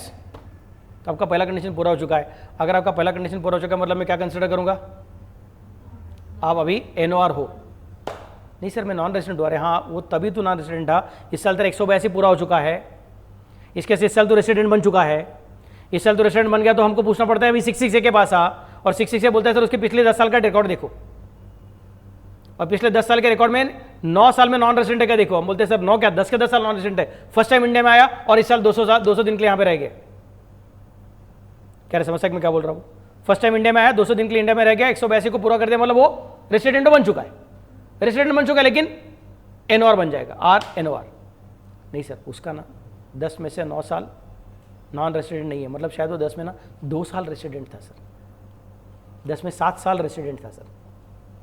इस साल अपने इंडिया में वो 200 दिन के लिए था, पिछले साल 190 दिन के लिए था, उसके पिछले साल ऐसे ही 190 दिन के लिए था। समझे मैं कैसे बोल रहा हूँ? उसके पीछे और एक बार 200 दिन के लिए था। मैं बोलूँगा शाबाश, इसका मतलब पिछले 10 सालों में से लगभग 4 साल वो इंडिया में रेसिडेंट था, मतलब पिछले 10 सालों में सिर्फ वो 6 साल नॉन रेसिडेंट था। 4 साल रेसिडेंट मतलब 6 साल नॉन रेसिडेंट ना। तो बोलेंगे यार मतलब पहला कंडीशन पूरा नहीं होगा, क्योंकि पहला कंडीशन क्या बोलते हैं 10 में से 9 साल के लिए नॉन रेसिडेंट बनो, 10 में से 9 के लिए नॉन रेसिडेंट बनो, और तू तो 10 में से 6 के लिए नॉन रेसिडेंट बना हुआ है, मतलब तेरा पहला कंडीशन फुलफिल नहीं हुआ। तो और सेकंड कंडीशन क्या है, if such individual has during the 7 previous years preceding the relevant previous year has been in India for a period of 729 days or less. अब पिछले 10 साल को मत देखो, अब पिछले कितने सालों को देखो, 7 सालों को देखो, और 7 सालों में अगर वो 729 दिन या फिर उससे कम दिन, ये 729 क्या है सर, 729 क्या है सर, दिमाग चलाओ, 365 का आधा मतलब 182.5, 365 का डबल मतलब 730, तो 730 दिन अगर वो इंडिया में रहेगा मतलब लगभग 2 साल के लिए रहेगा। तो हम बोल रहे हैं नहीं 729 दिन पकड़ लो। समझा मैं कैसे बोल रहा हूँ? हम पिछले 7 सालों में अगर उसका नंबर ऑफ डे स्टे 730 दिन से कम है, मतलब 729 से फिर उससे कम है, 29 भी चलेगा, 29 से कम भी चलेगा। समझ से मैं कैसे बोल रहा हूँ? तो फिर से बार हम बोलेंगे तो क्या बन गया? NOR। याद रखो कंडीशन किसका है? NOR बनने का कंडीशन है, OR बनने का कंडीशन है नहीं। NOR नहीं नहीं नहीं नहीं ऐसा 4 बार बोलोगे तो अपने आप OR बन जाओगे। समझा मैं कैसे बोल रहा हूँ? सर मैं 10 में से 9 साल नॉन रेसिडेंट था, बन गया NOR, खत्म। नहीं सर 10 में से 9 साल NOR नहीं था, सॉरी 10 में से 9 साल NR नहीं था, 10 में से 6 साल ही NR था, तो 7 साल को पकड़ ले अभी। 7 साल में 729 दिन से कम दिन के लिए इंडिया में था क्या? हाँ सर वैसा था। चल ठीक है, फिर से एक बार NOR बन गया। नहीं सर पिछले 7 साल में मेरा 1000 दिन होता है पूरे इंडिया में। बोलता अरे बाप रे, मतलब तू इधर 10 में से 6 साल के लिए नॉन रेसिडेंट, 4 साल के लिए रेसिडेंट था। क्या समझ सकते मैं कैसे बोल रहा हूँ? तो तूने ये कंडीशन को पूरा नहीं किया है, और बाद में यहाँ पे भी 7 में तू 7 सालों में 1000 दिन पूरा कर रहा है, मतलब ये भी कंडीशन पूरा नहीं किया है। इसको भी पूरा नहीं किया, इसको भी पूरा नहीं किया। अब आगे देखते हैं।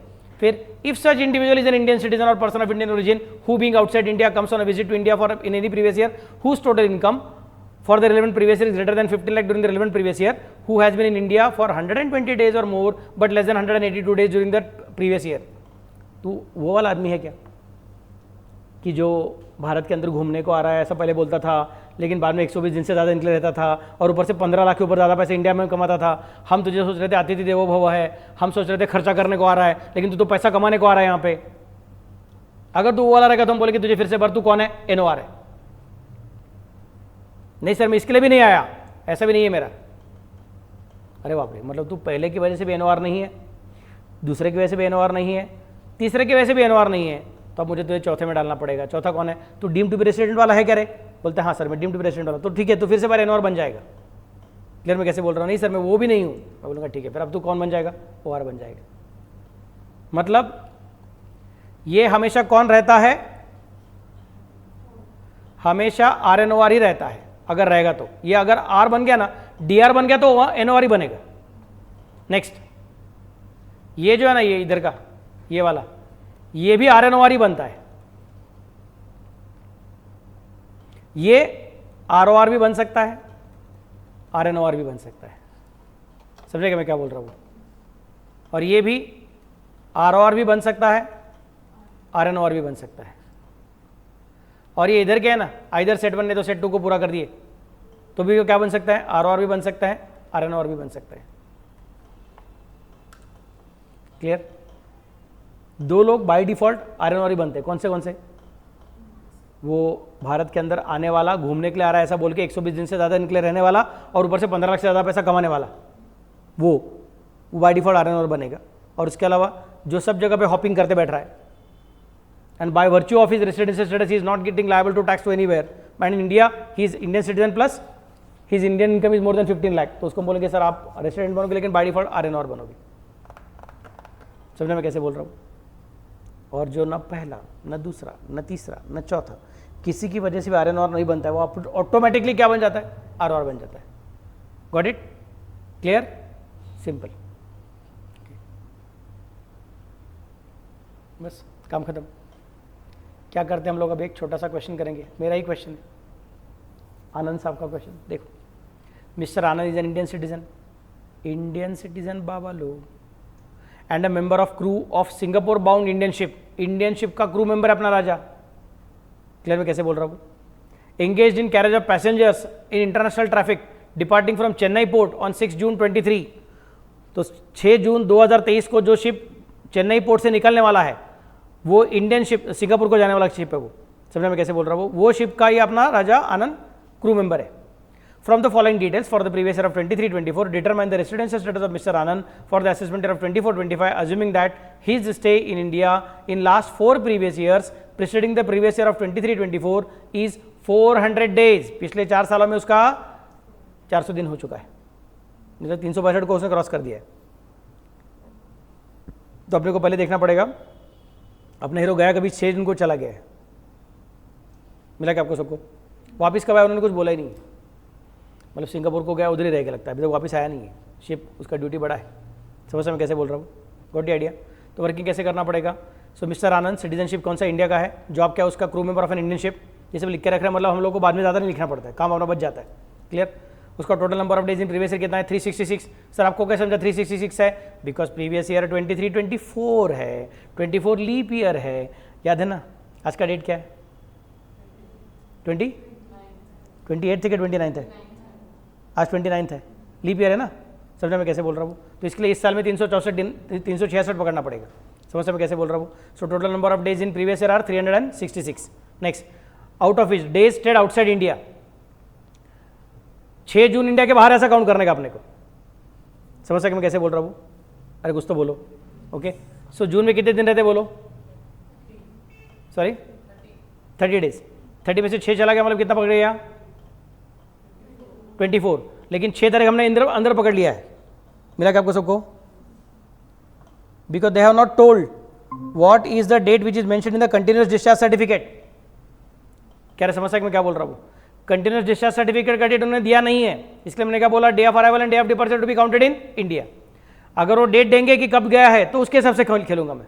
समझना मैं कैसे बोल रहा हूँ? सो 25 days of June, 31 days of July, 31 days of August, 30 days of September, 31 days of October, 30 days of November and 9 days of December. क्यों सेंटेंस दिया क्या उन्होंने? मेरा सेंटेंस को लेने का रहेगा क्या? यहाँ पे प्रॉब्लम में कुछ दिया है क्या कि 9 दिसंबर को ऐसा किधर बोला है क्या? रुको चेक करते हैं। क्वेश्चन में कुछ रह गया कि मेरा कॉपी करने का? रेसिडेंशियल स्टेटस इधर है ना?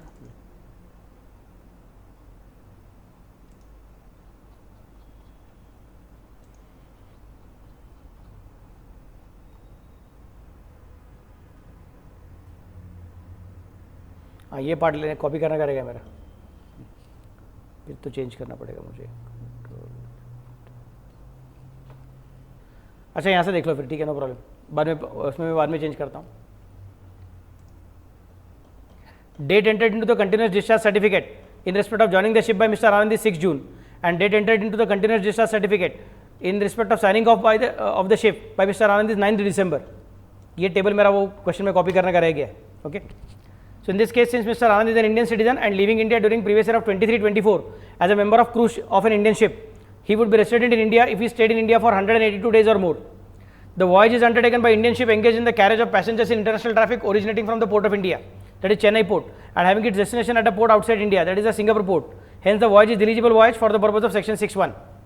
Therefore, the period commencing from 6 June and ending on 9 December being dates entered into the continuous discharge certificate in respect of joining the ship and signing of the ship by Mr. Anand and an Indian citizen who is a member of crew of ship has to be excluded from the computing period of his stay in India. Accordingly, 187 days, 25 दिन of June, 31 days of July, 31 days of August, 30 days of September, 31 days of October, 30 days of November and 9 days of December are considered outside India. Clear मैं कैसे बोल रहा हूँ? Are considered outside India. Sir अभी आपने बोला था कि उसका डेट दिया रहता तो मैं अलग कंसिडर करता था, अभी डेट नहीं दिया तो अलग कंसिडर कर रहा हूँ, तो यहाँ पे भी 24 आना चाहिए था। अभी यहाँ पे आपने 25 कैसे कंसिडर किया? 6 तारीख इंडिया के बाहर ऐसा समझने का है, क्योंकि अभी 6 तारीख का डेट डाल के रखा हुआ है। 6 तारीख उसके डेट में डाल के रखा हुआ है कि बाबा it is considered to be in continuous discharge certificate going out. मतलब वो घर से निकला और शिप पे कब पहुंचा? 6 तारीख को। शिप शायद चेन्नई पोर्ट से 6 तारीख को निकलेगा, बाद में निकलेगा, फर्क नहीं पड़ता। अभी 6 तारीख को कंटिन्यूअस डिस्चार्ज सर्टिफिकेट आ चुका है, मतलब we are counting that he has gone out of India on 6 तारीख इटसेल्फ। तो इसका मतलब जून का 1, 2, 3, 4, 5, ये 5 दिन इंडिया के अंदर है और 30 दिन रहता है। 30 दिन में से 5 दिन इंडिया के अंदर, मतलब बाकी का 25 दिन इंडिया के बाहर। This is not the period of staying in India. ये क्या बोल रहे हैं? For computing the period of his stay in India, this period will be excluded. तो 25 दिन एक्सक्लूड करेंगे हम लोग। समझ मैं कैसे बोल रहा हूँ? और यहाँ पे दिसंबर का 9 डेज एक्सक्लूड करेंगे, क्योंकि 9th को सर लेकिन आ चुका है इंडिया में, that is okay, but 9th is the date which is mentioned in the discharge certificate, that date is again counted as out of India. समझ मैं कैसे बोल रहा हूँ? इसलिए 9 डेज दिसंबर का बाहर चला गया। Have to be excluded from the period of his stay in India. Consequently, Mr. Anand's period of stay in India during the previous year of 23-24 would be 179 days. Sir 179 कैसे आ गया? 366 में से ये इसका टोटलिंग हटा दिया। समझ मैं कैसे बोल रहा हूँ? Since his period of stay in India during previous year of 23-24 is less than 182 days, he is non-resident. क्योंकि वो कौन है? Crew member of Indian ship, उसको 63-65 अप्लाई करने का नहीं। कह रहे समस्या मैं कैसे बोल रहा हूँ, उसको 63 से पहले नहीं चलता है। क्यों? क्योंकि जाने वाला कौन रहेगा? Indian citizen. किस लिए जाता रहेगा? Either permanently or for longer duration of time or as a crew member of Indian ship. उसको 63 65 में से कैंसिलेशन है, सहूलियत है, कंसेशन है। समझा मैं कैसे बोल रहा हूँ? So please write down slide number 5। मैं बाद में यहाँ पे ऐड कर दूंगा वो क्वेश्चन का पोर्शन। Slide number 5।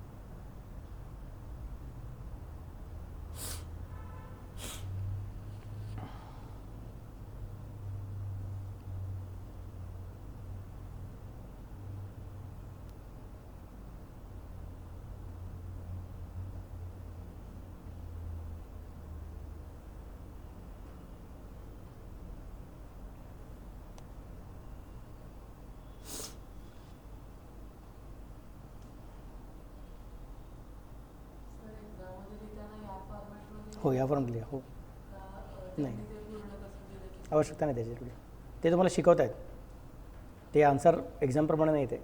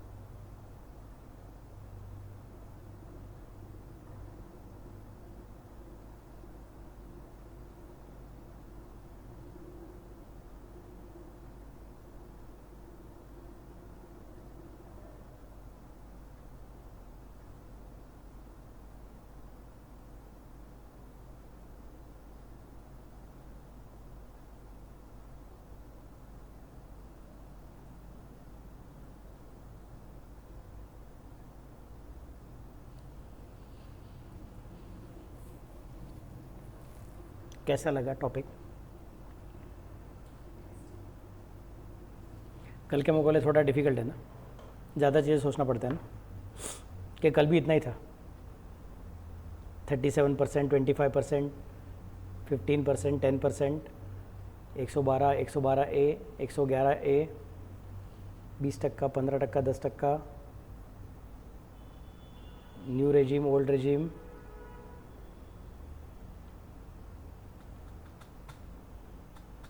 रिबेट कब मिलेगा, रिबेट के अंदर मार्जिन रिलीफ कब मिलेगा, और एग्रीकल्चर इनकम को कैसे इंक्लूड करने का, बहुत सारा अलग अलग चीज़ें आपको सीखना है।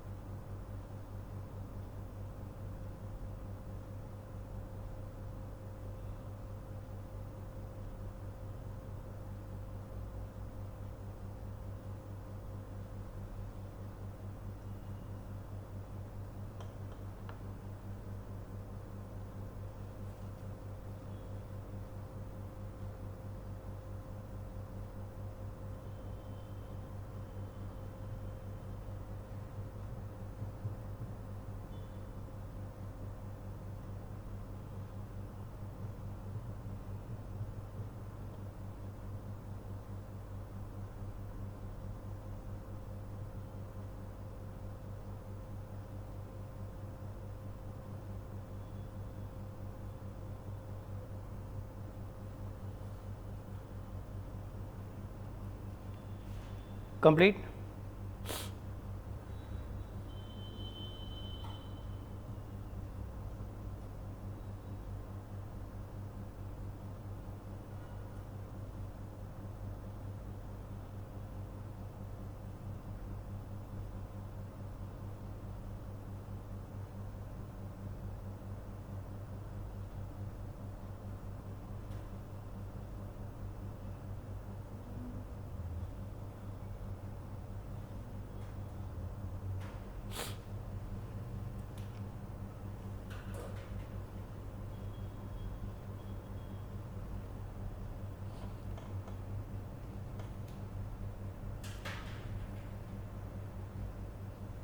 शाम के लेक्चर में हमको कुछ एक्स्ट्रा प्रॉब्लम्स करने के हैं, कम से कम 2 या 3 नहीं 2 क्वेश्चन में, सेकंड क्वेश्चन में बहुत टाइम लगेगा, क्योंकि सेकंड क्वेश्चन में 3 बार सॉल्व करने का है, वो उसमें 3 अलग अलग वैरायटी है, शायद उसमें अपना टाइम ख़त्म हो जाएगा। फिर कल ये सब पूरा हो जाएगा, ठीक है, मतलब कल शायद ये पूरा नहीं होगा topic, let's see. Okay, take a break, 2 बज गया ना।